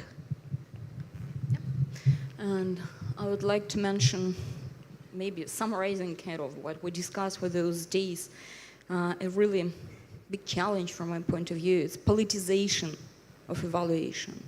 It's actually weaponization of misinformation. This is the huge challenge, and we have so many evidences, unfortunately, when, you know, populists come in power rather than evidence-based, oriented on good governance politicians. And it's a worldwide problem. It's for the global north and global south, and we see when the kind of values have been changed, the systems have been changed. And here is the serious change of lack of evaluation literacy, I would say, for different stakeholders. When I say about literacy, that means not about like just methodology, etc. It's like different level of literacy for different levels and different stakeholders. And for example, decision makers evaluation literacy, what's the level of it? Sometimes zero. Sometimes it can be misused, like for example, 1 or 2 tweets of some popular, not bloggers, but who is like owners of the big companies, etc. can change the whole programs for the whole like regions, like global fund programs. There are tons of evaluations about how many lives were saved for a global fund, you know, or for USAID programs, for example. But vice versa, many politicians and unfortunately people, they do listen the other, you know, information and data based on not evidences, but on misinformation and populism. And also, yeah, so evaluation literacy and politicization of evidences and misleading using the evaluation findings from the political angle. I think this is a serious challenge. Thank you. So we're going to turn to the future trajectory box and look at the entries there from the panel. Collaborative intergenerational knowledge sharing among diverse stakeholders. These are aspects of the flame that will hopefully burn through the storm cloud. Generating culturally grounded insights for learning and impactful action. Reconfiguring evaluation practice as a dialogic, iterative process that fosters learning. Academic institutions must co-create evaluation curricula with youth, indigenous leaders, policymakers, and community organizers. High recognition of how ground partners, whosoever they may be, articulate change and adequate resourcing for the same, and respecting how different institutions and groups want to approach evaluation. So let's go in reverse order and begin with the trajectory you want to focus on. So definitely there are so many kind of opportunities. The more crisis, the deeper is crisis, the more opportunities. And I'm particularly grateful, Michael, to you that in this forum, in this summit, you kind of inspired us with hope. Because, when there is no hope in this global crisis, if we lose the meaning for doing something, there is no energy. Nothing can be changed despite the good legislation or policies or educational system or whatever. There should be hope in people. And actually, this is what we're doing here. So another strong thing, this is collaboration of like-minded people who believe in evaluation, believe in future, and want to take responsibility, being in their capacities and place in different positions or independently, taking responsibility for this world, for the future. Not staying aside and just telling, there are so many problems and there are bad politicians, bad political systems, and we don't have hope, etc. But what I can do for that? And then more people like that will ask themselves and come up together in the networks like EvalYouth, Eval Partners, Global Parliamentarian Forum, and different platforms. Then more communication. Then more people will find each other. I think this is the better perspective, for the future. So it's about hope, unite, and act. This might be one of the trajectory. And of course, there are many particular tactic things. This is about the big strategy, but also about the tactics. This is about legal framework, involvement policy making in the process. This is about capacity building of all stakeholders, about evaluation. And definitely this is about again, alliances, networking, uniting the efforts. So hope, unite, and act. That would be kind of the vision. Thank you. Esther? So I think one of the things that we need to do is play the game. It's a period where social media controls a lot.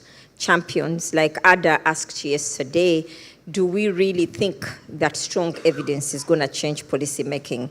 So how do we get in that arena? We have to play the game differently. It used to be in training, they used to ask you to get a 30-second pitch. If you found a policymaker in the elevator, how can you summarize their evaluation? So we have to play the game. It's not just AI, it's how we communicate. In some of these places, one champion changed elections. How do we get those champions, without giving them a big reports? How do we get at the table? We have sat before parliament committees giving evidence. Why is it that that hasn't worked? So we have to learn how to play the game. What works? Learning from our politicians, but also changing training. We train technical skills, we train communication, we train politicking. I think we have to do that. And then, does correct information debunk misinformation? How do we do that? We are speaking truth and hoping that's going to change, but how do we change that dynamic? And how do we saturate truth enough and evidence enough that it becomes the norm? Thank you. Thank you. Okay, so to move forward, I believe the evaluation needs to evolve into more inclusive and the intergenerational approach, which is a topic of our panel. This means making space for young professionals as contributors, co-creators, eventually leaders in the field by creating and maintaining more accessible pathways for youth engagement.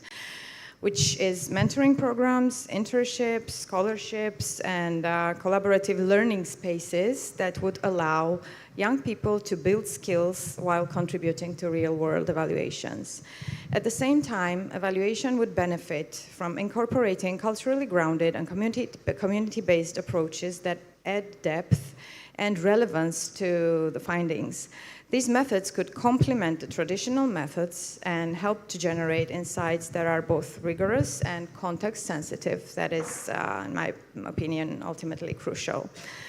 At the same time, evaluation should become a mechanism for resilience and future preparedness as well. It should be designed with a longer-term lens by looking into future risks and capacities. So through this inclusive collaboration and shared learning, we can ensure that the evaluation evolves into a space where all generations contribute to shaping stronger, more informed responses to tomorrow's challenges. And on more an optimistic note, if we take this right approach, some of the current challenges, like limited funding, for example, could actually become the opportunity. With generating strong and credible evidence, evaluation can play a bigger role in advocacy and the decision-making, even in a resource-constrained environment. At least this is what I hope for, personally. So one transformation I would love to see as an academician is that of, co-creation of evaluation curriculum. So we are focusing on academic institutions co-creating curricula with youth, indigenous leaders. So currently at most of the universities in my country, the curriculum is designed by academicians with a handful of experts, and it is totally guided by the government through the University Grant Commission. And when we look at, curriculum and co-creating it with practitioners, communities, donors, youth, government officials, and, learners, it moves beyond theoretical frameworks. I want you to imagine, a curriculum on gender-sensitive evaluation, which is being co-created by young feminist leaders, researchers, young evaluators. Maybe we can have academicians, obviously academicians, and also young mothers. And why not to have working women in this? So think of such curriculum, and I'm sure that this sort of curriculum is not only going to result in learning, it is going to result in transformative action. So this is one thing I feel is extremely important and very close to my heart, and I wish this should happen soon. Well, I honestly don't know how to start or where to start. I feel a bit kind of, I have a bit of hope at the end, but I think if I'm totally honest with you, nobody can disagree with these statements. I personally believe in them. But are we talking on these statements related to the current situation we are facing? I will just like to put an example. According to statistics, democratic countries are being reduced dramatically. We have like 46% of countries that are not democratic, and we have a similar amount that are hybrid. And the situation is becoming worse and worse and worse. So although I truly believe, for example, that we have to establish dialogues and co-create with indigenous segments of the society, we strongly believe in participation and empowerment, etc. Nobody can deny the importance of that, and I'm an advocate of that. But is it really possible nowadays? Is it really possible? Or we are just creating statements that we believe on, but we are not connecting it to the reality we are facing now. And I think that's an imperative. The key question is, how do we ensure that given the polycrisis of our times, evaluation remains relevant, useful, and influential. And we need to have, probably we don't have a straight answer on that, but I think there are things we can do. Actually get probably more information on the context, probably get more information on the situation of countries, on the situation of different groups of stakeholders, and really build from that. I have another question. Can we naively think that we know what is the situation of stakeholders today and not 3 years ago, not 5 years ago? Probably these generic statements are still valid, but need more elaboration, more specification, and probably need actions that will be, I would say, done at an earlier stage to allow us to reach these statements. So I think we are in a very peculiar situation, and we just cannot continue doing business as usual and discussing if the world wouldn't have changed. We are saying the world has changed, but then our proposals don't differ much from those we have made 2, 4, 6, 10 years back. So this is a call for action. I think that probably we should start with a position paper that will not be just written in an event as we have done in the past, but probably that will start as an initiative of this event, but will promote a dialogue among different stakeholders to see how can we position evaluation in this current crisis of our times in order to ensure it remains relevant, useful, and influential. And what are the strategies that are needed in order to really move there? As Esther has mentioned, and we continue to mention, we need a strong evidence. Yeah, we need strong evidence. Of course, we cannot disagree with that. But is that a guarantee that it will influence policy decision making? No, not at all. Not at all. Do we still want to continue saying that evaluation is a tool, but at the same time talking about transformation? Do we want to continue talking about evaluation for transformational change and not being able to put examples about the extent to which evaluation has actually contributed to transformational change? I think there is a lot to reflect, and I don't want to appear pessimist. I think I'm optimist, provided that we get together, we collaborate together, and we aim for getting together to make proposals that make sense, to make proposals that will allow evaluation to remain useful, relevant, and influential, and probably just relegate for a little bit proposals that can divide, for example, the South and the North. We need more than ever to work together. Thank you. Thank you. And in your advice to youth this morning, you emphasized allies, the importance of finding allies, which is our next category with the torch. Who's holding the torch with us? Not something we can do alone. So we're going to invite you to discuss either these stakeholders, young evaluators, parliamentarians, funders, academicians, beneficiaries, community partners, but the allies, the stakeholders. Who do we look to do this with, and how we engage them? Let's begin.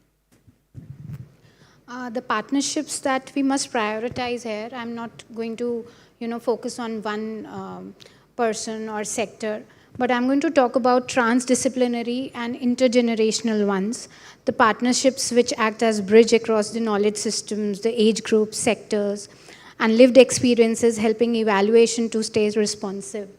So I would like to give an example of AACAR, a street theater group I mentor in my university.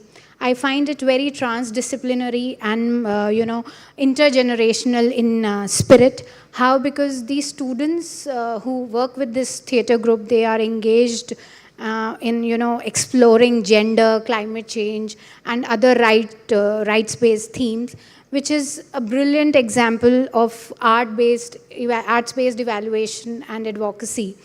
And when we integrate these young voices, young performers, subject experts, faculty, audience, evaluators, it sort of becomes a space for co-creating knowledge and dialogue. So I feel this is extremely important, and this has to be flagged up.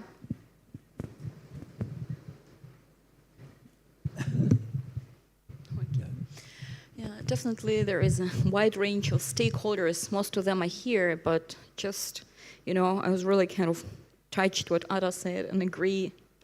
Generally, you know, the situation with where we are is really like difficult. But why I'm talking about like parliamentarians, and also I would include here like the parliaments, because parliamentarians are coming back and leaving the positions, but the institutional memory, it's parliament and the staff and also the government. So decision makers, I would say, are important category. And here, when we say there is no hope and kind of different, like not the right people sometimes making the decisions, there is always a group of the, let's say, right people in any parliament and the government. There is always like position and opposition to that, to this position, etc. But if these stakeholders are out of the agenda, if they don't have like reliable evidence and data and don't realize where we can get this data, how they're going to, you know, make the decisions, you know,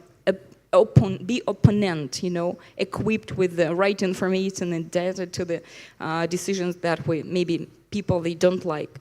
So now this is very important, like stakeholder, and also like the community partners, but I would add also the people and organization on the ground. We spoke a lot about localization, going to like ground, to the people directly, because actually there are different levels. And first of all, this is people who need to know truth and evidences. And those people empower the other people who are decision makers, you know, and sometimes most of them, maybe some of them, they're not interested to know the truth. But so we should work with people directly, organizations on the ground, people on the ground, you know, and now we have less and less resources, so we anyway will go to the national context and the local context, not just the national, but the very local context. So these groups of people, local authorities, local parliaments, local communities, local NGOs are becoming more and more important, and I think that evaluation findings should be, you know, transformed to them, some evaluation literacy as well, just to be able to ask for those like findings and use them. And then the other level is definitely policymakers. So kind of those two stakeholders are, from my point of view, very important here. Maybe also mass media. Evaluation literacy for mass media should not be missed. Otherwise, it's the area of misinformation is really where we are now. But are we working with some evaluation literacy with this category? Social media, mass media, I don't know, maybe this is the question to be discussed. Esther? So I think we need to look at the unlikely allies, you know. I mean, just think, there are influencers in all our communities. There are influencers for each target group. Just think if LeBron James, after some match, said, I'm giving a shout out to this program in this and this place, you know, they do this, everybody would be going to Google that program, you know. So who influences who? That controversial politician who always may not be on your side, you know. They are an unlikely ally, but what if even on one issue, you got them on your side, talked about your evaluation, and they gave a shout out to it. So going beyond the box, even at the local community, there might be that elder who always says funny things that might be contrary to what we think progress is. But if she said something in support of your evaluation, in support of your program, people will listen. So who are those unlikely allies for the audience we want to target? Private sector.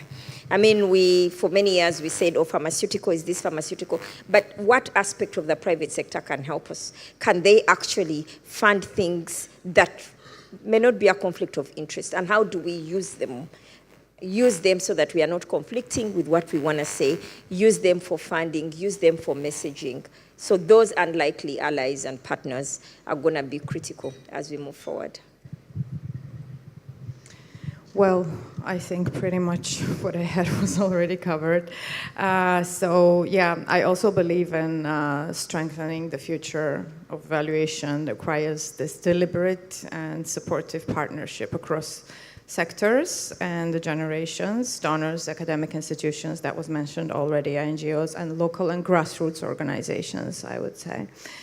And the second, partnerships with cultural knowledge holders that can help ensure the evaluations are grounded in local realities and values, and building stronger links between evaluators and policymakers. Probably those, like not everyone, but at least those who would be willing to, you know, support these partnerships and who can take these findings forward, because we have like a lot of findings, we're collecting like a lot of data, but then the usage of this data is still like a huge challenge, I guess, across all these stakeholders in this box. Yeah, as well as what you've mentioned, cross-sectoral partnerships. We need to really find, for instance, think tanks, private sector, how can we work together and find this like linkages, and how we can collaborate. And yeah, last but not the least, I would like all you to ask to support EvalYouth further, so we can support and empower the young generation of evaluators. Thank you. That was my last point. Thank you very much. I think that all the partners, possible stakeholders, have been listed already. I would just like to highlight that probably we have a range of stakeholders, but the way they work are not necessarily the full list in all situations. So probably we have different arrangements for different situations, and that's important. I also would like to highlight what Esther has already mentioned, that we need policy and decision makers as allies. Probably not in all the circumstances, but in some circumstances it is very, very important. And perhaps the media and the social media not as a conglomerate or as a general statement, but allies can be specific. As somebody has mentioned, influencers or podcasts, or people that are involved in communication, social media, that can be actually our allies. I think that is important, and also depending on the situation, non-traditional actors as well, as Esther has mentioned, those that will probably not be fully in alignment with us, but can probably be supportive of one specific aspect, or those that by contradicting our points of view can make us evolve. We are very much used to just talk to the people that think like us, and normally we all agree with all the statements. So we need to evolve with that challenging thinking. And some other non-traditional actors, for example, I will just put a small example from my country. I'm not saying these people are necessarily an ally, but are a potential ally. There has been a group of policemen that have been dismissed from the police because of the right behavior, because they were not supporting what the police as institution was doing, and they have been dismissed. And they are very interesting people that are raising their voices and that are supporting democratic processes in a context where democracy is fading. So I encourage that we look for non-traditional actors that in some, depending on the context, depending on the situation, can actually work. Thank you. Thank you, panelists. So we want to engage those of you in the rest of the room in completing and expanding the dimensions of this framework. So we're going to go back to the storm cloud and invite any of you to add something you think is not there, or to emphasize something, one thing per person that you would bring forth to further make us aware of the storms that you're facing or that we're all facing. Then we're going to invite you to add to the trajectories toward the future, identify any allies that you think are missing as we expand the framework for our collective engagement. So the floor is open for anyone who has, go ahead. We have mics for the floor.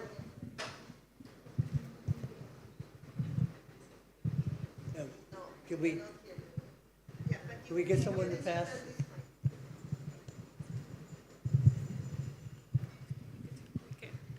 Thank you.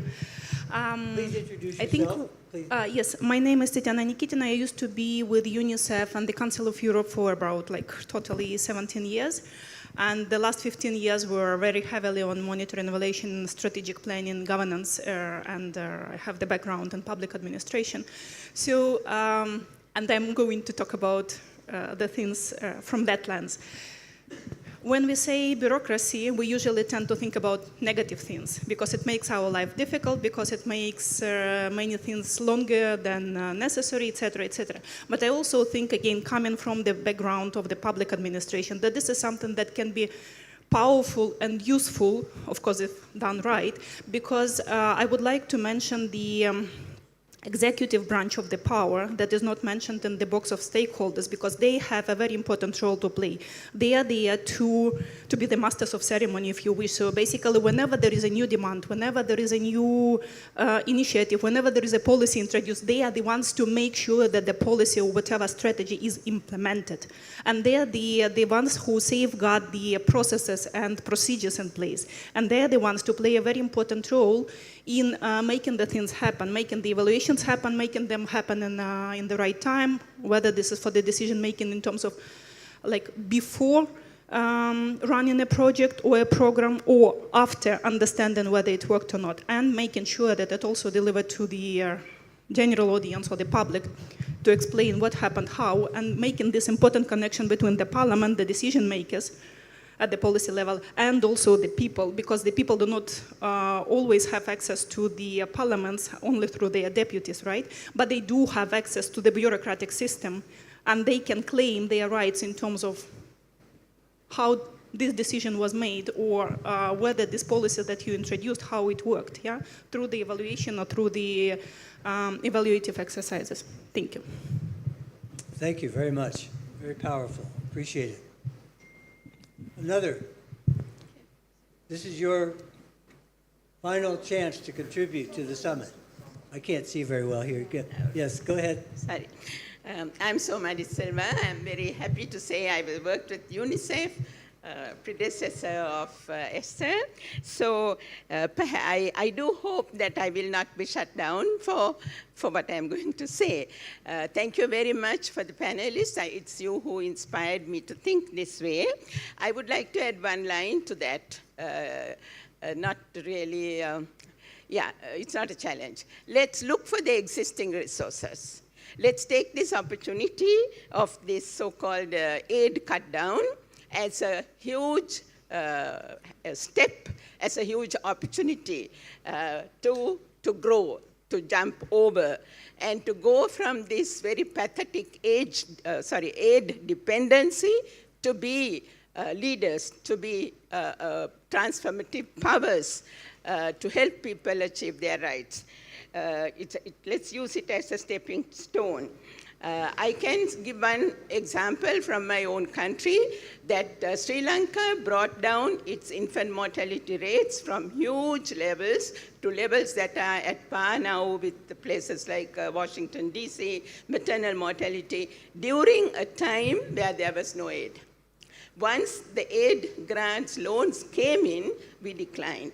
I don't think if we measure the gains in the health sector before and after, the after gains are, I think, not comparable to the huge gains we made before.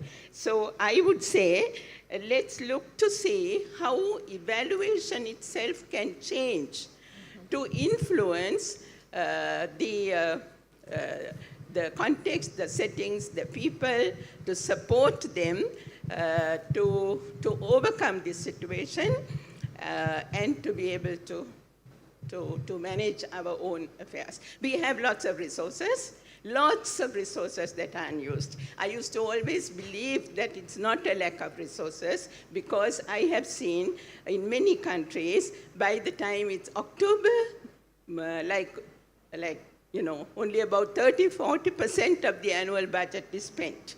So much is not spent. So there's so much behind this whole issue of funds, the ability to use it, the commitment, etc. So there are resources. For example, the brains are still there.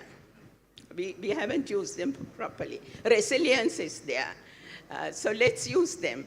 And let us rethink about our evaluation and how we... Thank you so much. Thank you. Go ahead.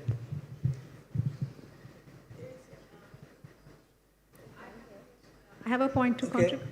I'd like to add in this challenge something which I'm not sure whether to add here and in the is how can we ensure that we have access to good data?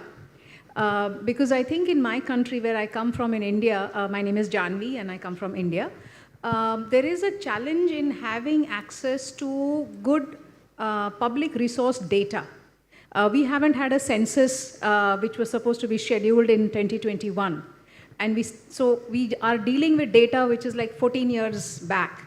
And in the context of not having national level data, even when you are collecting primary level data, how do you look at benchmarking? How do you see the trends? So I think that is a challenge that in the context, Ada, as you are saying, that the kind of regimes that we are having, there is a threat that good data or any data is likely to challenge the claims that the powers that are there, their claims are going to be falsified. So I think there's a huge challenge in ensuring that we have access to good quality, large-scale data. And my other challenge is that from what I understand a little bit about AI, my engagement with AI has just started, is that a lot of AI data and meta-analysis works on already existing data. So that data is actually is much more predated. And so if you're going to not have real-time good quality data, the analysis that is coming out of evidence gap maps or from what AI is producing, is it really contemporary? Is it really has the power to inform what's happening and how it can inform programming? And my third challenge is that do we have data on what good evaluation has led to? I mean, Soma just spoke about it, but do we have a good collection of repository globally to say how have transformative evaluations led to transformative change?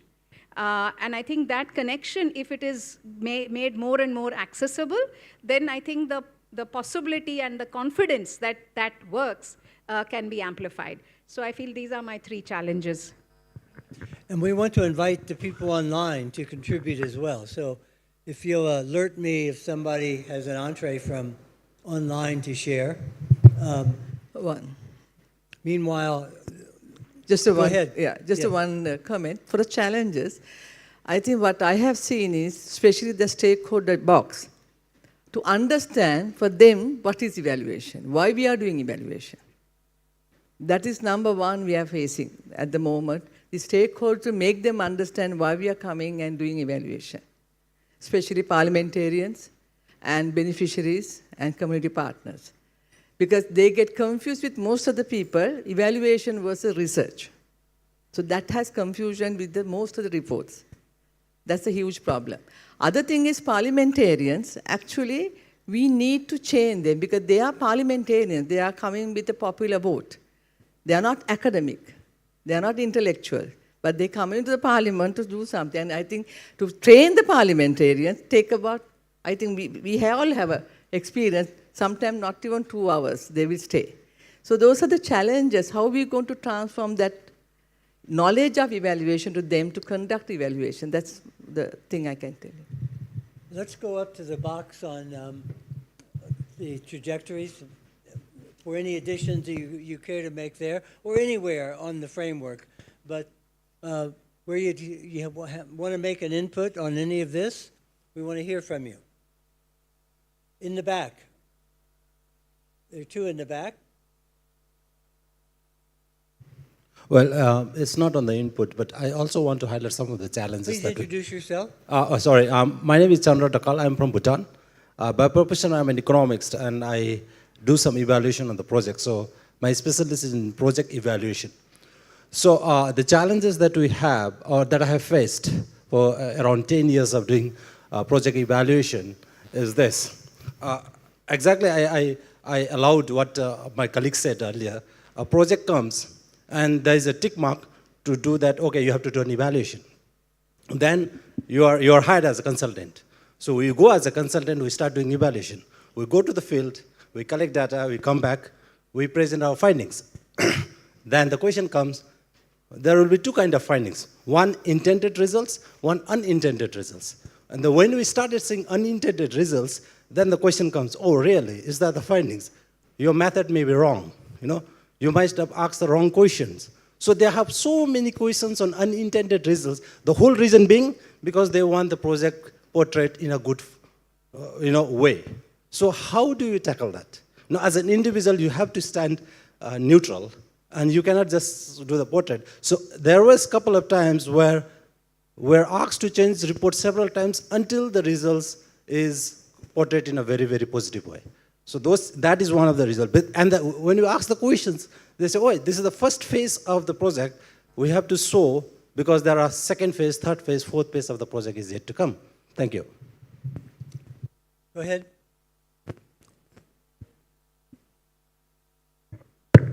Yeah, you're there. My name is Farid Ahmad. I am the head of evaluation in one of the organizations based in Kathmandu. It's called International Center for Integrated Mountain Development. I'm very happy to be here, and I just wanted to add one specific challenge, but also I think that can be taken in the future trajectory. I think that is the data sharing among ourselves.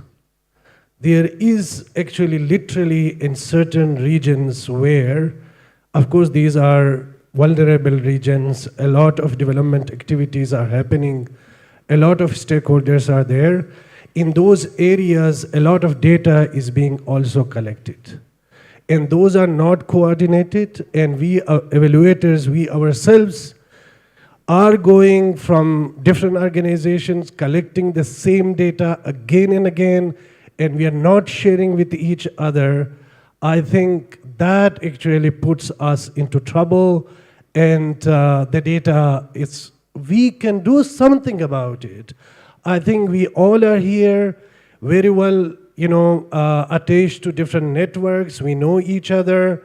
I think we can do at the country level that, if there are certain large surveys are being done, why can't we collaborate with each other? The same data is being collected from the same people again and again, and wasting their time, our resources, and ultimately a lot of duplication of efforts.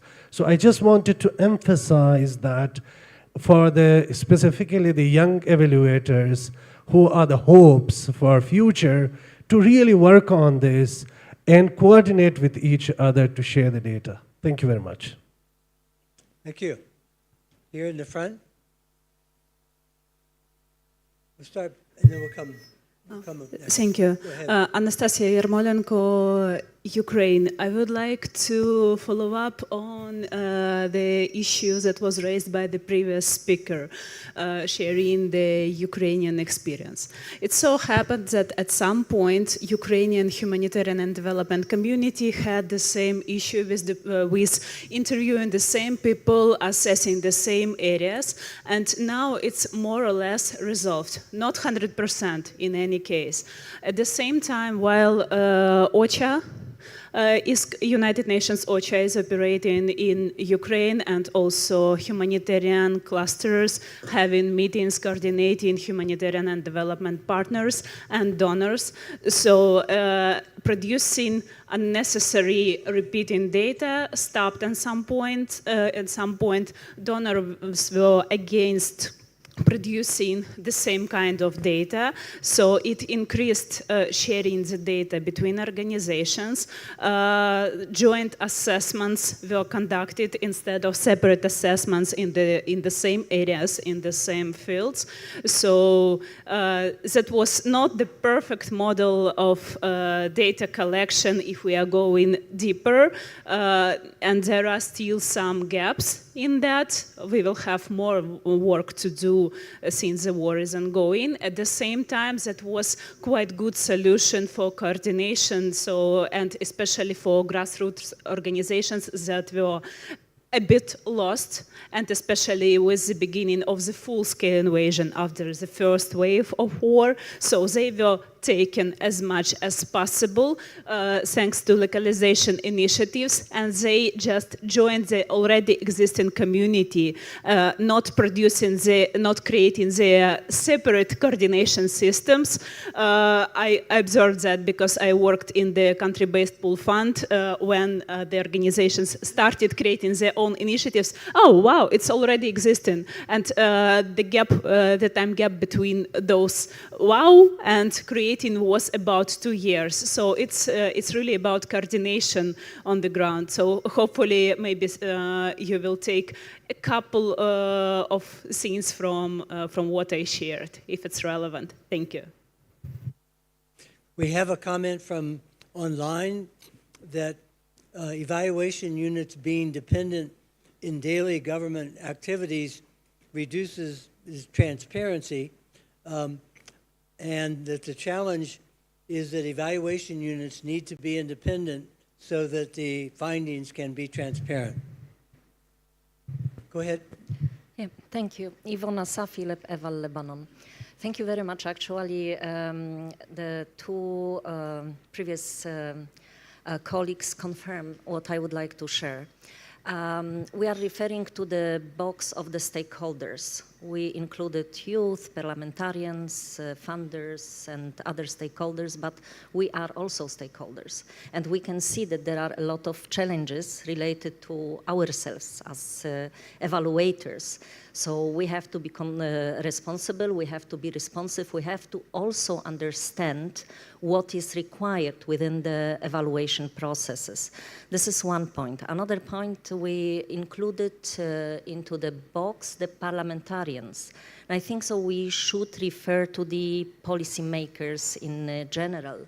So there are also governments and representatives, so ministries, and of course parliamentarians and other stakeholders within this scope. Thank you.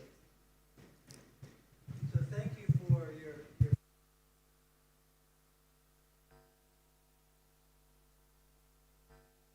look to the future. Let me offer some things that I think we can do together to promote the future and take the activist role that Marco has urged us to do, to reach beyond our current resources, as Ada has invited us to do. And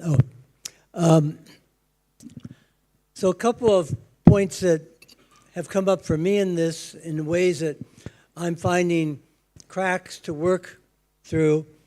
One of them is I urge every one of you, whatever context you are, as being an advocate for evaluation, to have an example, concrete example that you can share with people in your context about where evaluation has made a difference.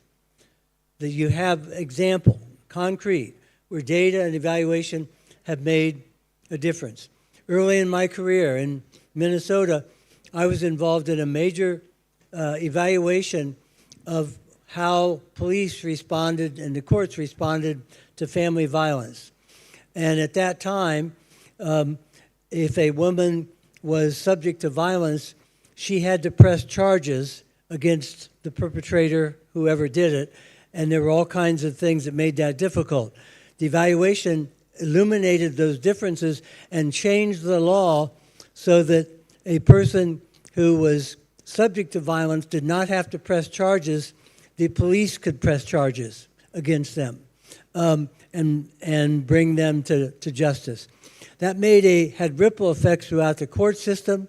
and empowered the female community working with them to help reduce family violence. I also urge you to have an example of where failure to pay attention to data has had major negative effects. The major interstate highway that connects the east and west parts of the United States runs through Minneapolis. In 2007, at rush hour, collapsed. 13 people died.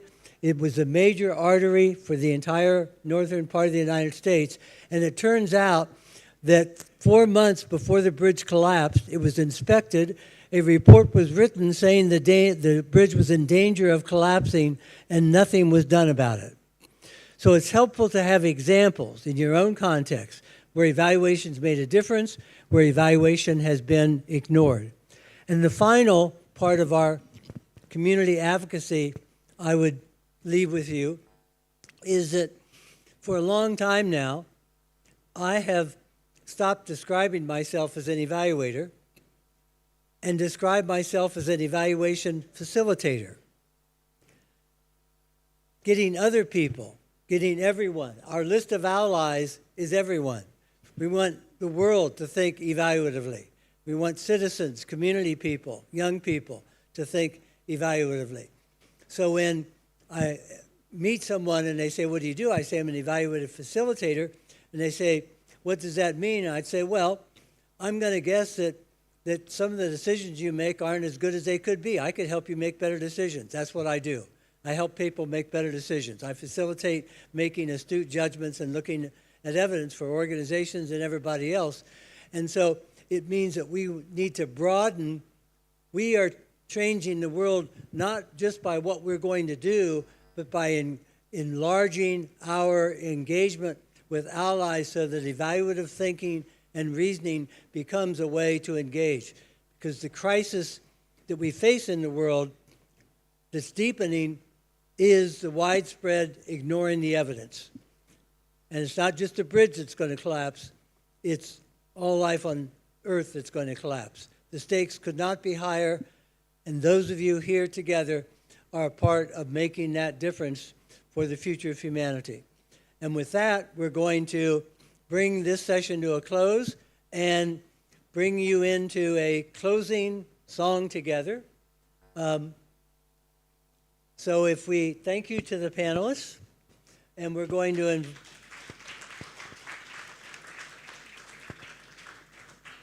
we have okay. So who's doing that? Khalil?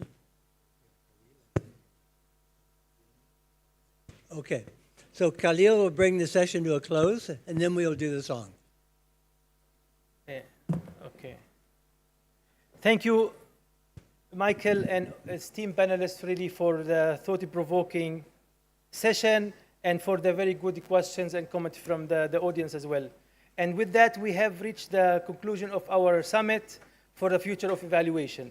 This has been a vital and incredibly important journey, made all the more impactful by active participation of each and every one of you here in the room, but also our colleagues through live stream and the virtual theater. Building on the energy and the insight of both the conclave and the summit, we now move into our, are you going to do the song or later? The conclusion, yes, exactly. So we now move into our joint concluding session where we will chart united path forward for the future of evaluation, for the conclave and the summit, how we started also with the opening together. And with that, it is my pleasure to invite the moderators to the session, the esteemed members of the community of Evaluators South Asia, Bijita Dev Sharma and Shveta Ananat. Welcome to the stage.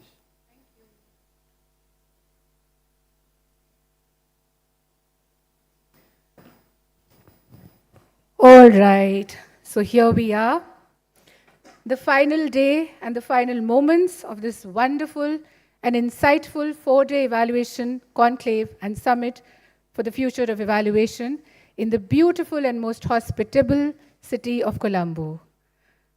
What have we seen? What have we heard? Who have we heard?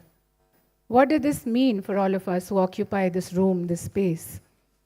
Well, to get things started, let me share some quick reflections and key personal takeaways.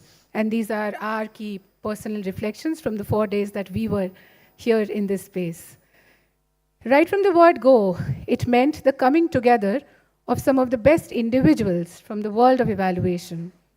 It was a collaboration that aimed to work together to create something beautiful, something meaningful for everyone to take back and learn from.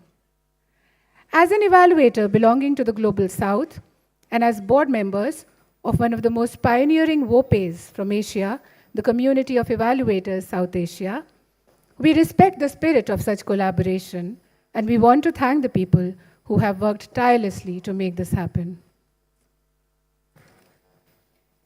As practitioners from the field of development, we know that the space is a social construct. It is created by human activity and relationships.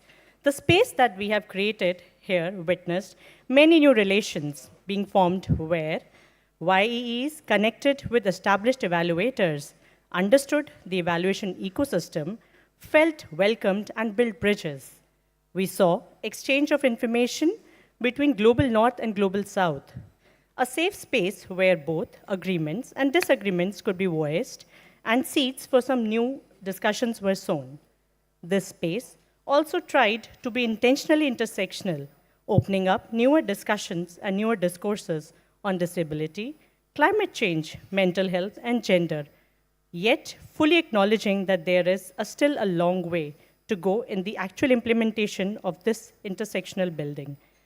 There was also recognition for acknowledging the presence of newer and more dynamic technological developments around the world and the need for evaluation to adapt. Hence, discussions on the use and rather ethical integration of artificial intelligence was seen as a prominent theme. We know that evaluation is political, and both external and internal factors affect it. We know that the global world is in a state of crisis like never before, financial, social, and political. Every country is fighting their own battle, and through so many panels and discussions, we learned about the nuanced and layered contexts in which evaluations are conducted. So as someone who stands for gender and equity, this space has tried to intentionally seek the what and how to of evaluations, allowing for the creation of a dynamic and sometimes disruptive space.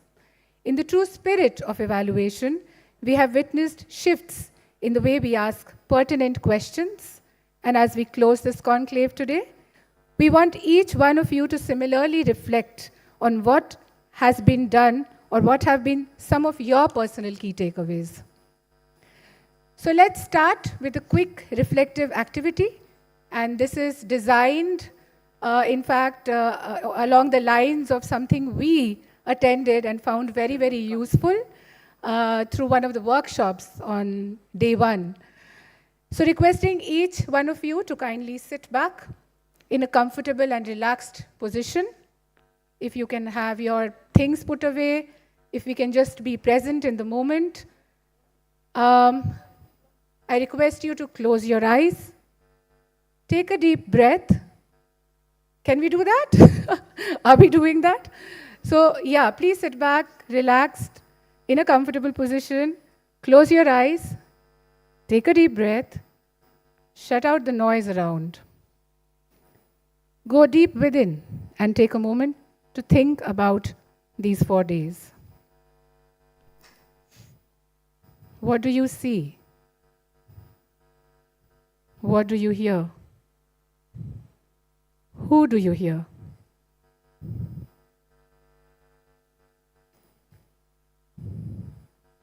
Let's stay in that moment for another minute with our eyes closed.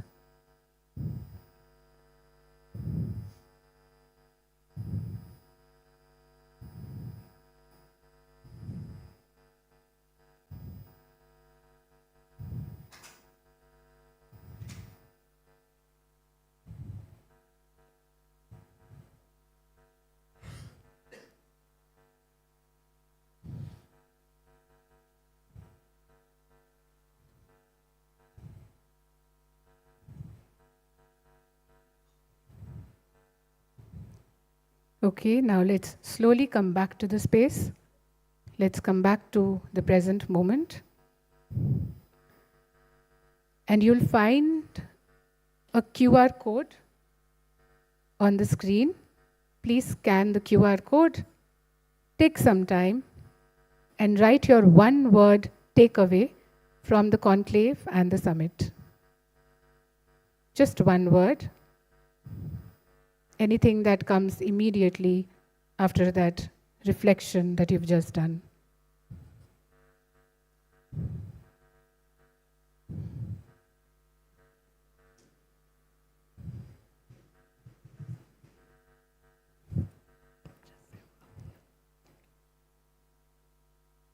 Wow. It's truly amazing. Great. Right, Shweta? Yeah, absolutely. Truly amazing to see how people are reflecting. Wow.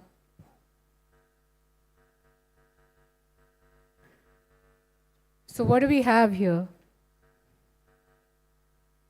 Commitment to evaluation, AI and evaluation, rainy journey. I like that. Oh, well, metaphorically also. Yes. It's really a rainy journey. Friendships, allies, strength, inspirational, empathy, new friends, metamorphosis, expanded network, inspiration, follow through, yes. We must do a follow through, definitely. Collective resilience, coalition of the will. Wow. Thank you so much. Thank you so much for those very, very inspiring and reflective words that we see there on screen. So now we will go around the room, Shweta and I, and we will collect some more deeper reflections, slightly more deep. We'll go deeper and get a few voices from the audience or from the participants sitting here and hear them. Yeah? Should we just grab some? Yes, so we are just going to come around the room, and anybody, if you want to share a reflection, feel free to do that, or here we go. We are going to catch hold of people Please. and ask for some reflections. Okay. Yeah, this is Kudrat. Some of you may be aware that I joined a bit late, so yesterday and today. And some of my friends and colleagues and participants who found out that I had an issue, the empathy and the support that I received from everyone, that was amazing. That's one. And obviously, events like this, giving us a forward-looking vision of AI and great learning for me in this event. Thank you. Thank you, Kudrat. Yes. Anyone else? Yeah, sure. Myself, I mean, Ivona from Lebanon. I'm very inspired, and this is what I would like to share. Not only by the guru of the evaluation ecosystem, not mentioning the names, however, by the youth. They are incredible. I had few conversations with some of them, and what is really bringing us here is your motivation, passion, and actually you are directing us, giving strength and a path for development, and I think so it's the most important for myself, for me here. Thank you. Thank you so much. Anyone else who would want to share their... Oh, wow, wonderful. Well, thank you very much once again. I just wanted to reflect for the last couple of days the interactions and the learnings from everyone. Of course, listening to few and selected sessions. I just wanted to say that my takeaway is, I think for all of us, I feel that we should also reflect to ourselves that as an evaluator, I think where we can improve. I think our behavior, our communication, our engagement, our methodologies. I think these aspects I felt again and again that we all can improve, and then we can point finger towards policymakers, funders, and others who either not taking us seriously or not allowing us to work on evaluation or not giving us financial resources. So if we can deeply reflect that there are certain things we can improve, I think things will come in its place. Thank you very much. Thank you so much. Any other? Good afternoon, everyone. I am Vishwaranjan Baraj from Sambodhi, and these sessions were excellent, and it covered a lot of topics. And there are 2-3 striking takeaways which I'd like to highlight. First one is all the sessions emphasized a lot on participation of youth, which is very critical in evaluation, and previously it was not emphasized in that way, but it's a very great thing that it has been one of focus area. That is number one. And number two, in spite of the fact we covered a lot of areas, starting from gender to agriculture to AI, but the primary focus and all those discussions were connected to development for the people and planet, which is the central to all evaluation process. And third takeaway is it needs more collaboration at the global level, involving local people, community, and also there is a need to share the data, share the evidences among each other for the better utilization of evidences and data. Thank you. Thank you so much. Yeah, thank you. Any other? Yeah, thank you. For me, I would truly say it was a sensational event that brought together great minds, and it created good space for us, especially young and emerging evaluators, to learn from this community. I have a lot that I have taken this event, and I believe this enriching experience will not end just in me. I will bring it back to Africa where I belong. Thank you very much for the sensational and great experience you've shared with us. Thank you. Thank you. Just quickly, I wanted to highlight one of the conversations that we had yesterday. There's still work to be done, and I know there are some colleagues and myself that plan to work on an ecosystem map of the EvalYouth and IOCE and broader partnership networks so that people can digest that and connect with it more smoothly. Broader than that, I think we have an opportunity to create a pipeline where youth are included in ways that doesn't currently exist in other fields. So as long as we maintain this commitment to that, we have the upper hand in the methods and are constantly reinventing methods to ensure that youth are meaningfully included in the field of evaluation and more broadly. Thank you so much for that. Yes. To me personally, this has been a great opportunity, great pleasure to learn from the gurus in the field, to learn from the activists and feel inspired. But to put my feelings into a metaphor, I see this as a great milestone on the path of evaluation for people, marked by a lamp post with a lamp that illuminates the road ahead through the woods. Thank you so much, Somaji. Thank you.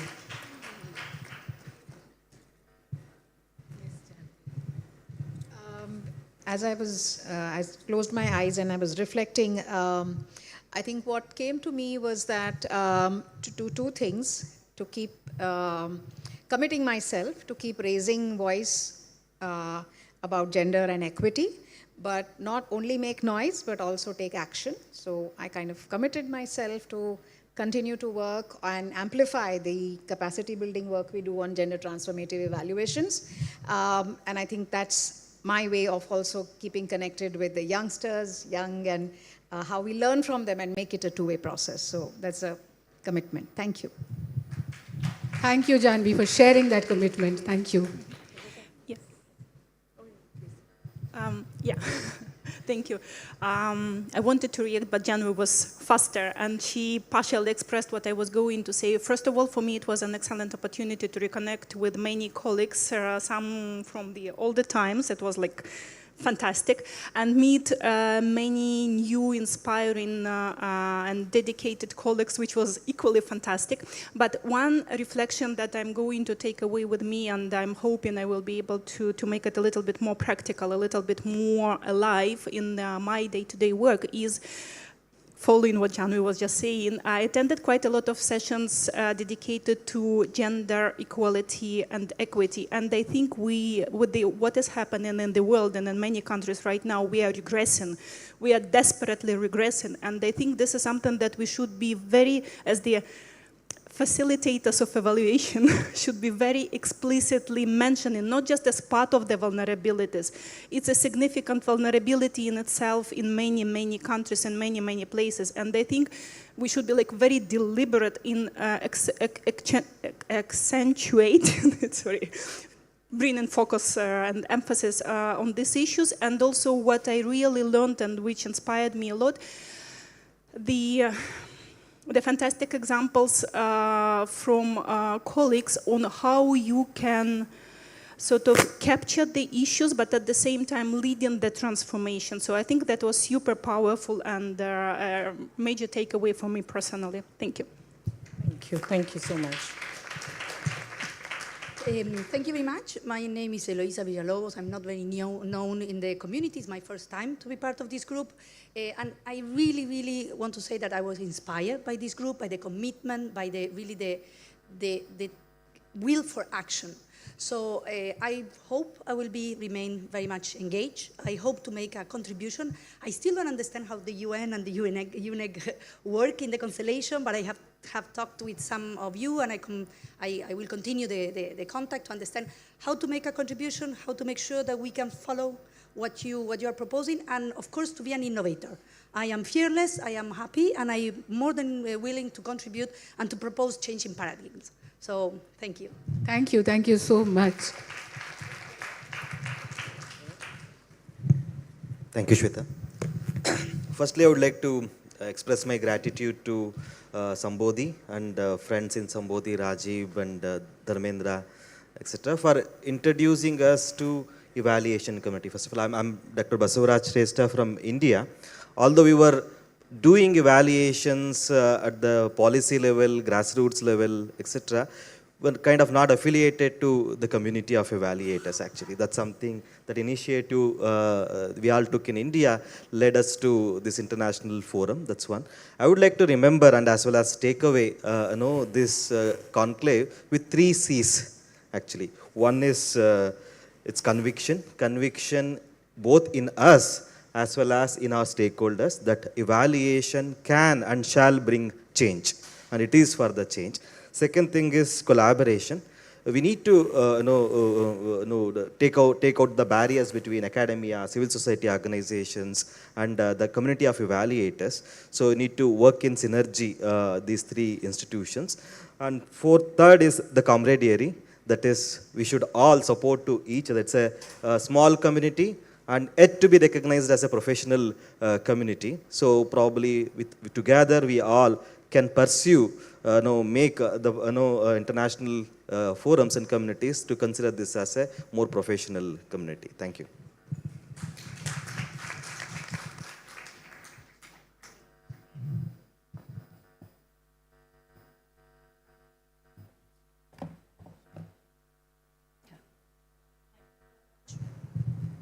I believe for me it is like a boiling pot of ideas and opinions, and people, planet, and processes are the key for me.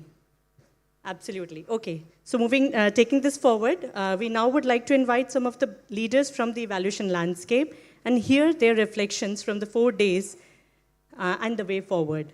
Marco Segone, Natalia Nikitenko, Khalil Beter, Cheladore Solomon, Funcho Shoden, and Anna Erika Lareza. Can you please have you on stage? If it's okay, we can do it in front. Yes. So just any reflections? Well, I will start to say, what a week. I mean, it's really the energy that we have felt in the room is really incredible. It goes from the innovation, you know, from the avatar to the virtual theater, to the time capsule, and to a true intergenerational partnership. And I think that these days we really had the reconfirmation of two very powerful forces that are already acting. One is really young people. I think by now we all agree on that. And the second is really on the challenge and opportunity that we have with artificial intelligence. As you will recall in my opening, I was saying, should we reject or embrace it? And I was saying we should shape it. But I like even more what Zach said, that either we shape it or we will be shaped by it. So I think we really have an important responsibility to make sure that AI revolution, because again, it's here, will be ethical and responsible. I really would like to take also a few minutes to thanks everybody who really made these events such a success. First of all, really, all the young people from EvalYouth. In my 30 years of career, I think that this one has really been a true intergenerational collaboration. And many sessions were completely organized by young people. They came with new ideas, from the virtual theater to the time capsule, etc. And not only they came with the idea, but actually they implemented it. So that's really great. Of course, the key partners, I mean, really the community of evaluators South Asia, and led by Rajib. I mean, EvalYouth already mentioned, led by Erika, the Global Parliamentarian Forum, led by the Honorable Kabir, and IOC, led by Khalil. And of course, all the organizers, moderators, speakers, producers, communicators, really who contributed a lot of their time, energy, and vision, so professionally led by Nea and Azela. I think these are really the two people really that made all of this possible. But let me finish with a personal note. I was really touched by the farewell. And the video started with my biological family. But actually, you are my second family. You know, I really grew up with all of you. And you know, really, you gave me so much. You know, Khalil, you said, well, you know, Marco, everything that, all the initiatives that you did were a success. But actually, is all the initiatives that we did were a success. Because I think it's always very important that we never think about I, but we always think about us. And that's really what makes the difference. Because we are a very powerful community. And our power comes from being united in diversity. You know, each of us can contribute from his or her own perspective, experience, history, and that's really our power. And I would like to end with something that Jean Kennel, who is the former director of UNICEF, and he was also my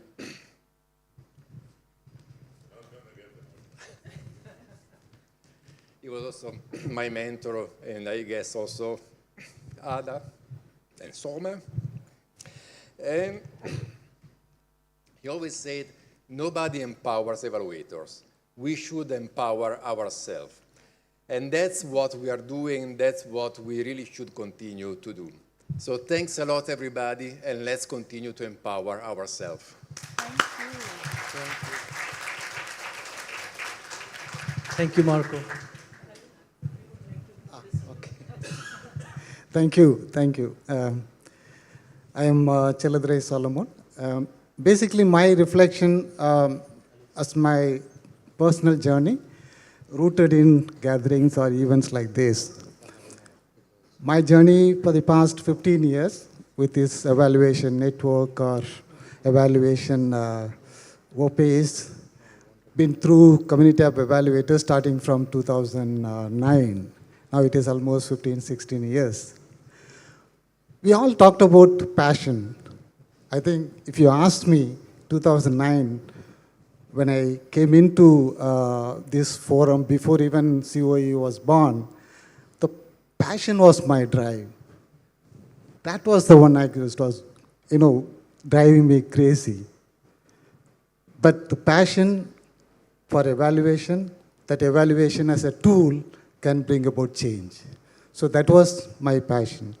So COE South Asia, which came later in 2013 legally, 2010 in an informal way, that was a kind of forum thought we can work together. That's how we started it. But however this passion can get kind of tampered or kind of lowered over a period. But events like this, whether it is COE Conclave or other conferences or get-together, keeps your spirit, again to come back alive. So likewise, this event has given me that kind of, again, kind of booting myself. Still there is a hope. There are friends, there are networks, there is a hope, aspiration to move on. Now the second aspect which struck me over these 4 days is the word coined as activist, actually. Now, Michael started yesterday, then it's spoken by Marco and others. The word activist is a very kind of fresh air for me, because basically coming from working with the people at the community level, where we used to really kind of admire the word activist in a real meaning. But after thinking back, what does it mean by activist? Evaluation activist? So an activist, actually it has to be rooted in deep ideology. But evaluation is an ideology? I'm not very sure. But one thing we can be very sure, evaluation is a kind of conviction. It's a belief. It can be really kind of rooted. So that is the one will keep the activist tag alive. But however, there are challenges when you say activist. When we say activist, the professionals, the evaluators, when they go to a kind of field, will they say I'm an evaluation activist or I'm an evaluator as a professional evaluator? Or will we put the activist to a different category? That is, again, a kind of question, the challenges. We need to kind of make ourselves, do we call all of us as activists, or we again categorize and kind of compartmentalize? We need to really kind of think through, but the activist is a kind of really nice. It has to be further rooted. In a much more bigger way, this is evaluation from a change. And to talk about evaluation can be a kind of transformation as a tool for transformation. That is the kind of second reflection I want to kind of communicate from the point of COE. Coming closer to COE, we have been really thinking the COE for the past 10, 15 years, are we in the right track? So whether we have been able to achieve what we plan, or we only kind of come into life when we have this evaluation conclave. This is the 6th conclave. I have been part of all the conclaves. There are so many things we wanted to do, but we were not able to do. Why? Because the word voluntarism, voluntary efforts, that was not there. So we felt this whole voluntary effort was not there. It's very difficult to really kind of take it further. So here again, there comes the word activist. Really kind of that activist can boost up several people, but it has to be further deepened. So that is another aspect. The third aspect is the changing context.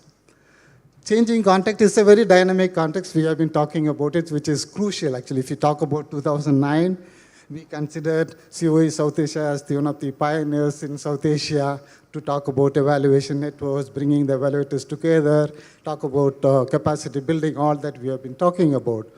But now, 2025, there are so many other networks and evaluators. Do we have to do the same thing? So what do we do? So the context is also drastically changed. Really we should look at it. So in other words, it's a challenge for COE South Asia, which I have been also prompting. We have been also thinking that we need to really look into ourselves, recast ourselves. How do we really go about? Do we want to remain relevant? If you want to do, something need to be done. So again, coming back to COE, closer to COE, I feel as we have the mix of young and old members, and we need to also go broader than just board members. We need to really look at and see what specifically we can do that we will be doing. And I would like to also bring into focus certain leverages we have to take. One is this, the whole eval agenda too. And we have been also working closely. I'm so close. I mean, good to see that we have a very good working relationship with IOC and Eval partners. Now we have become more personally connected as well. So that will deepen our association. With that, several other partners and networks related to Eval partners are IOCE and our own at the national level. So that is one leverage we need to really work on that. The second leverage is the UN Pact for the Future. That is also, we talk about youth and AA. That is something we need to really talk about that. And that we will be also doing. So with that, I will just conclude and thank you for this opportunity. Thank you. It's me, okay. Now we have reached the conclusion. Thank you very much for this opportunity to interact with you, all the participants here. And my name is Phunsu Chodin, and I'm from Bhutan. I'm one of the board members of Community of Evaluators South Asia. And I would like to share my reflection on two aspects. And firstly, on the conclave, technical part of the conclave. And I really reflect upon the transition in the discussion, especially dominance on the localization and being culturally responsive and transdisciplinary. And these are really leading into evaluation as a part of learning, moving away from the accountability part. And this I really see as a progress in the discussion, as well as what evaluation should be actually. And this is my reflection on the conclave part, and I would really encourage all of the participants here to celebrate localization.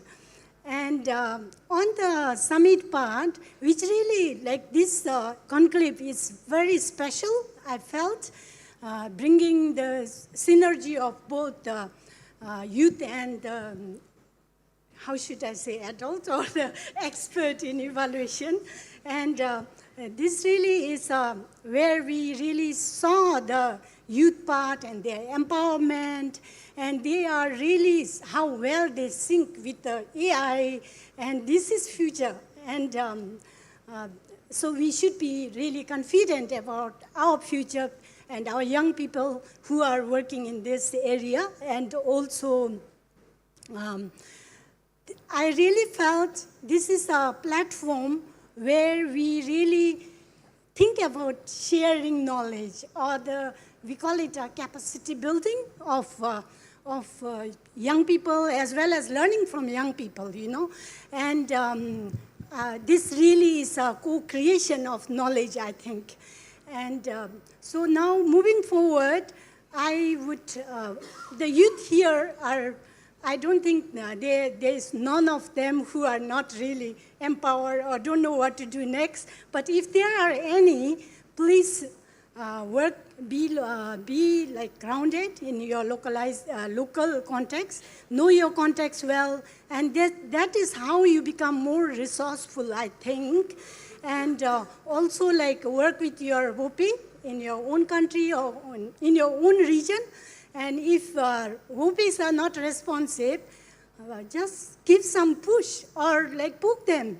You know, like that's how you collaborate and work together. And this is what my advice is to the young people. Thank you. Thank you. Yeah. So it really was a great event. Thank you, Marco. I would see EvalYouth, our heroes, champions, leaders, because you really kind of filled this conclave, this summit with some different energy. And this is what will save the world, actually.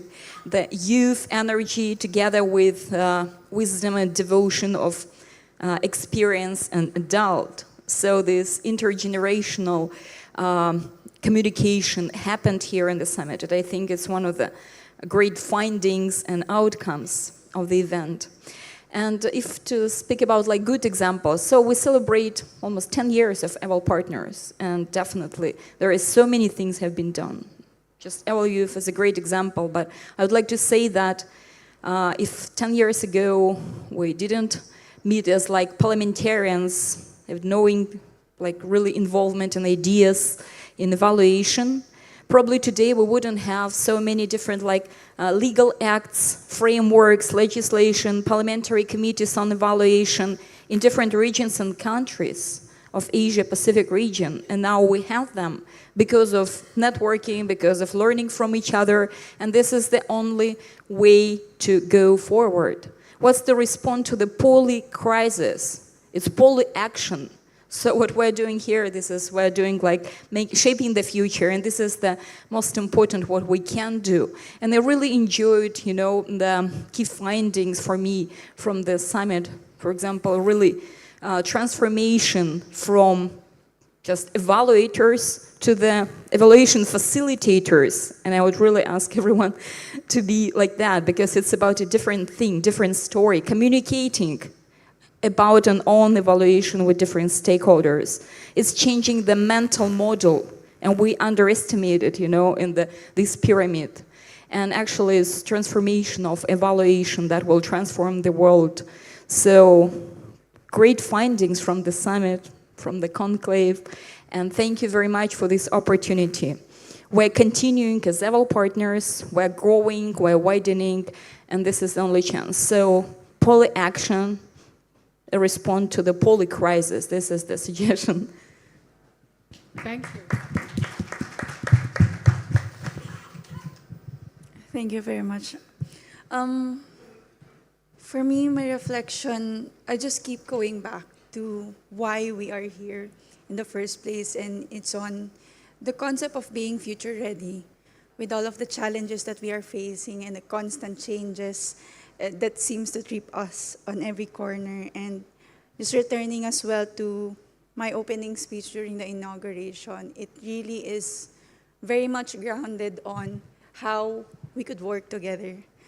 10 years of EvalYouth has proven that intergenerational dialogue and partnership and just pure passion for evaluation works. And so many strides has been made by everyone in this group, in this stage as well, on how we could make progress. I don't know what the evaluation community looked like 10 years ago, or like how the vibes were 10 years ago. But after that inaugural speech, and as I walk around, and sometimes I couldn't catch a breath and like, do some of the stuff that I need to do, because like every corner I get dragged by people just of sheer excitement to collaborate and work together. And to me, just that shows inspiration and gives me so much motivation as a chair of EvalYouth Global Network. And so I'll just keep it short. And so like I'm hoping that everyone in this room could take one little action on how to contribute towards, continuing this momentum. It could just be as simple as if you meet a young person who might be interested in evaluation, just connect them to EvalYouth or Global Parliamentarians Forum and the other networks as well, the SDGs, the indigenous, and the gender, and even IOC and Eval partners, they also have their own task forces of their own.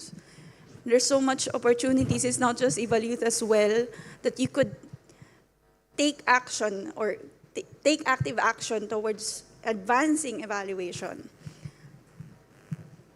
So just one email, sometimes it is all it takes. That's also what it took me. My mentor emailed Khalil.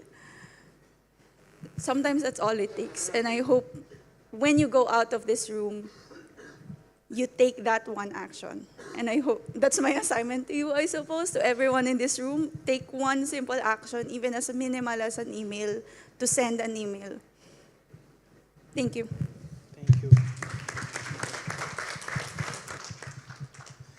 Thank you, everyone. I want to, start with, for months and weeks, preparing for the event and working hard, colleagues from EvalYouth, Erika, Leah, Baraka, and so many colleagues as well who were working on every part to include youth in a meaningful way. Our colleagues at COE, for your hosting us, open to the idea with the summit and the conclave, which I think worked very, very nicely, facilitated this, and all the colleagues as well. And as well as our colleagues in the UNFPA Evaluation Office, Marco coming with the idea saying, we can do this, including everybody on the table, hearing from all of us, always our views and opinions. And really, Asela, Neha, Beckham, and Aaron as well. So many email flowing, preparing for every document, for everything. That was really much appreciated. And yes, all the speakers and the participants, the sharing, I mean, after you were sharing now about your views, I was very impressed. I don't know what to say more, because I think you have really deep sharing and insights. This was also in the sessions that I have attended. There's a lot of wisdoms, a lot of insights, a lot of sharing. But at the same time, I see there's a lot of sense of urgency, sometimes a little bit panic. That's fine. Yes, there is hope. But do we have answers after this summit? No. I think we can have some answers in certain areas, but it is a provoking discussion for us to think, to work, to collaborate. So many people are talking to each other to collaborate on different ideas. And let's also remember that this event, the summit, at least, celebrating 5 years of Eval4Action, which was an idea, and then collaboration, and then this is what it is now. And this is one of the activities for a long time. At the same time with EvalYouth, 10 years, and a Global Parliamentarian Forum. I think everything starts with, as you know very well, with an idea, and then you work with the right people, and then you really expand, but it really needs a lot of hard work. This is how I think related to your point, Shella, about what we are doing in IUC and Eval Partners, and as partners in Eval4Action, what we focus on. I heard the word hope a lot, the collaboration, but also very glad to hear action. And with having youth, as we've seen in several times through these 10 years, that there's more trust in youth. Every time you see it more. This time I feel it's more than ever, that in youth, contributions to the evaluation field, not as data sources, not as data collectors, but to be involved in every step of the way. This is, in my view, was one of the most, if not the most, intergenerational event where really I saw seasoned evaluators have shared from their heart and their experience, and young and emerging evaluators the same way, and everybody as well have done a lot of sharing. So I hope that this intergeneration collaboration will continue, and I thank you so much, everyone, for your time and coming here. Thanks.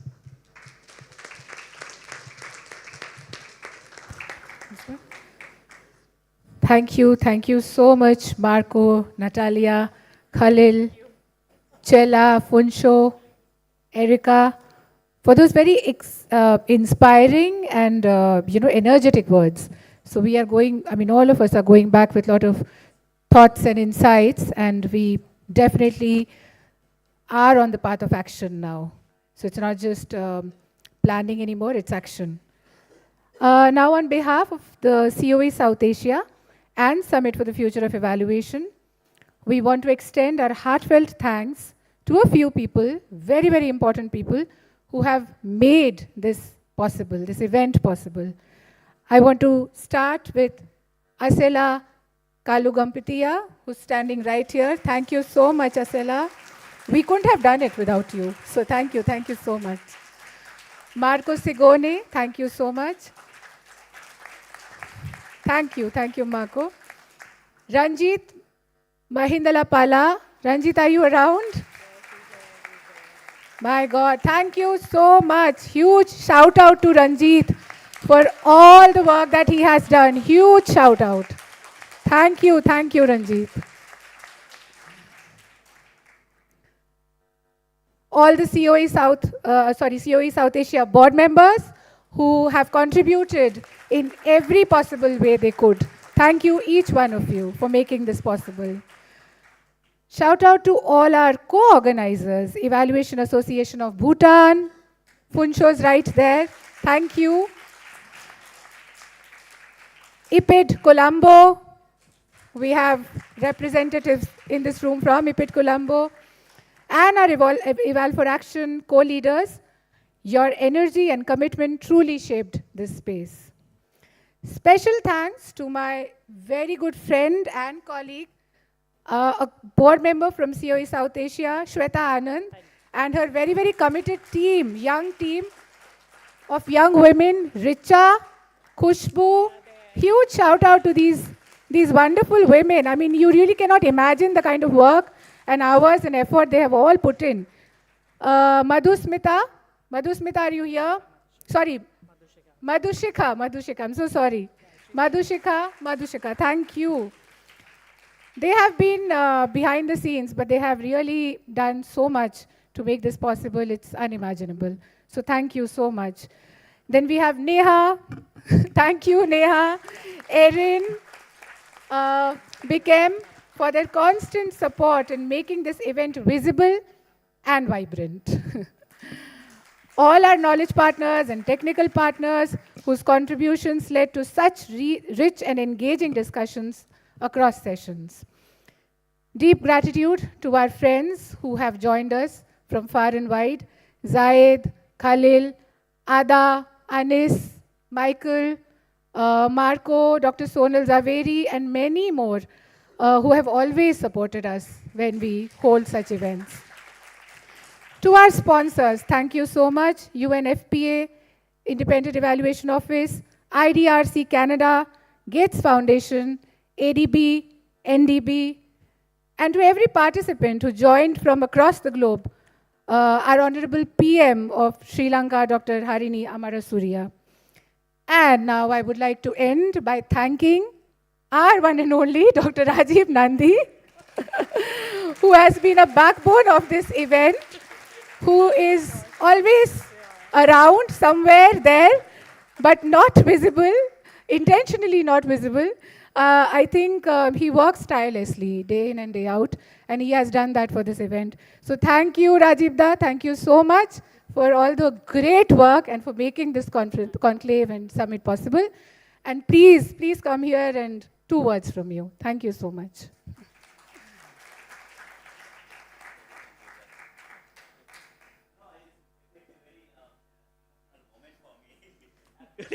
What we see this event, this 4-day event is maybe the top of the iceberg. I mean, lot of preparation, lot of work was there. And also, I came to know about COE South Asia in 2010 when the COE South Asia was organizing the first conclave in Delhi. And then I became a member of COE in 2013 when I joined the conclave, second conclave in Kathmandu. So my journey with COE South Asia started there, and I came to the domain of evaluation accidentally. I started my career as a social scientist, as a development researcher, but then when 2013, I attended the Kathmandu Conclave, I was really amazed by kind of enthusiasm, kind of like, work, people coming together, and I really understood that, that what Marco has just said, that we evaluators, we have to empower ourselves. And I thought, these are the platforms, these are the forums where we create these kind of moments to empower ourselves, to create connection among ourselves. And definitely I understand, these conclaves after conclaves, conferences after conclaves, is not maybe the end of empowering us. I remember what the Honorable PM said, and definitely we'll start looking critically the kind of things we achieved in last so many years, and maybe there's a new beginning. As many of our concluding the leaders who gave their concluding remarks mentioned about the landscape has changed, the world has changed, and definitely the post-COVID world is very, very different for these kind of BOPs. So for some time now, we have been talking, what's the kind of relevance of BOPs, and definitely we have to rethink and we have to rebuild ourselves. And this is the kind of moments where we can start rebuilding kind of these kind of voluntary organizations to build evaluation scientists, to build evaluation activists. And Michael already shared a quick idea, and definitely we'll work on it to see what kind of as an initial activity, as a follow-up activity after this event, and then finally thank you everyone for coming together and empowering all of us together. So let's begin our journey here. Thank you. Absolutely.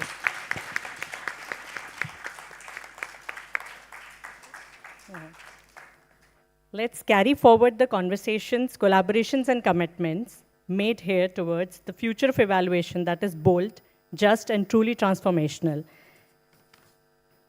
Keeping the spirit alive, we would now, on behalf of COE South Asia and Eval4Action, would like to now pass the torch to Michelle from EFRIA and Madeline from RFE. Can we please have Madeline and Michelle on stage? And also Marco, Khalil, Rajiv, Natalia, and Erica to pass on this torch, Eval torch, to both of them.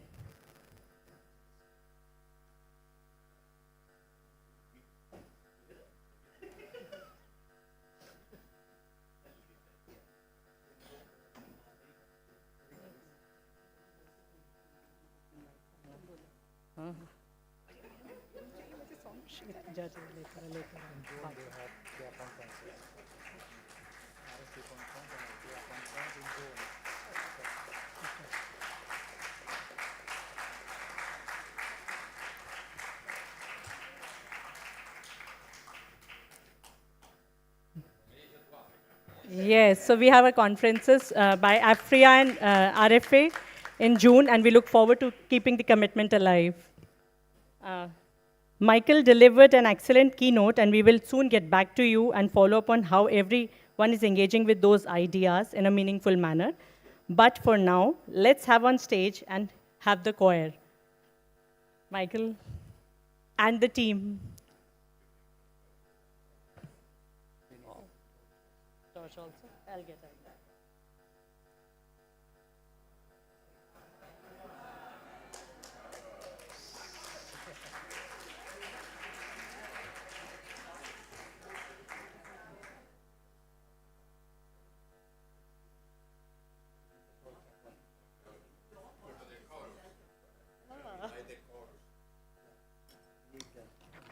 Yeah, everyone, we would invite everyone to sing and join them, and the entire chorus team to be on stage. Let's conclude with a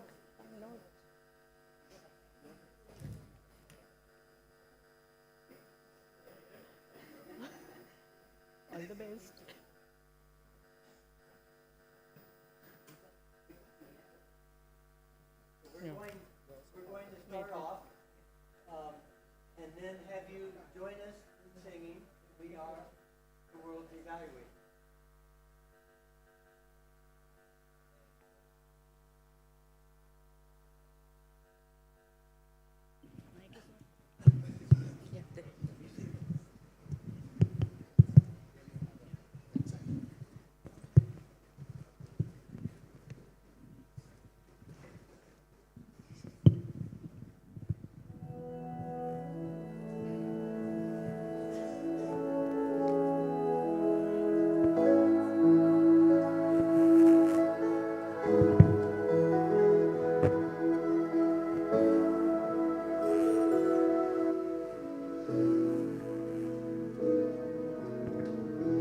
There comes a time when we heed a certain call, when evaluation must evolve. The blue marble calls us to do what must be done. The future of our planet must be won. Supporting youth, shaping AI, committed to truth, the evidence we testify. As we now take on transformation rigorously, evaluation results be told through systematic data we unfold. Everyone now. We are the world's evaluators.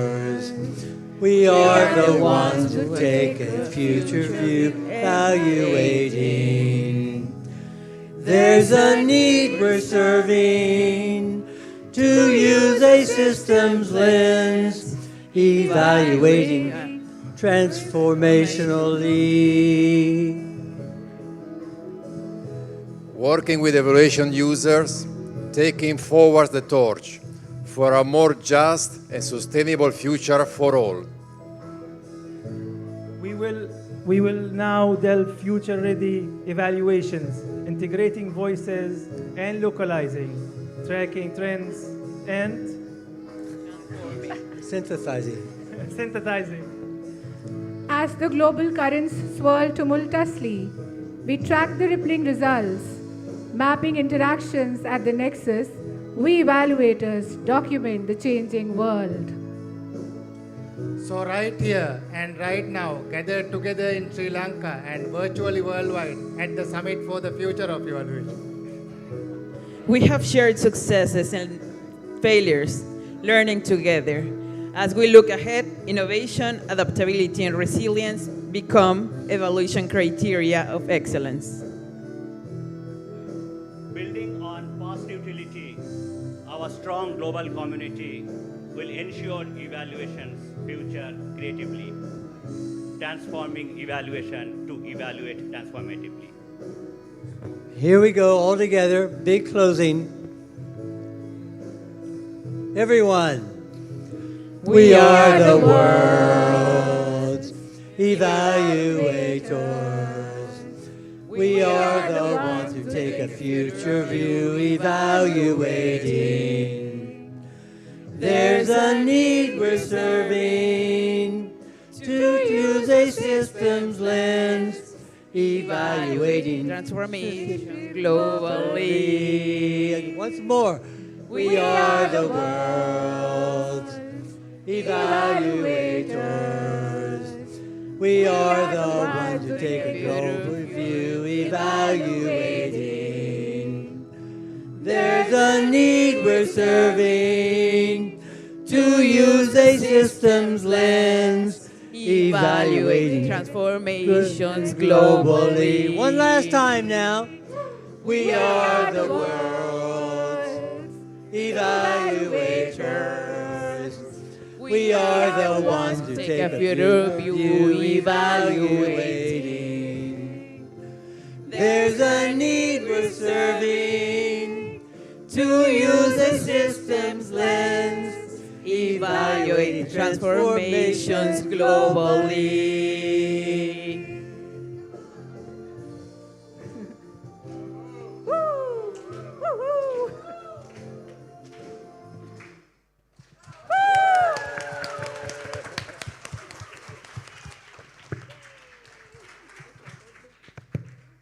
Wow, what a wonderful end to a conclave like this. Full of energy, right? Now, as we end, let's move for the lunch. Much awaited lunch probably for some of us. But please keep the momentum alive. And we'll connect back soon. Thank you so much.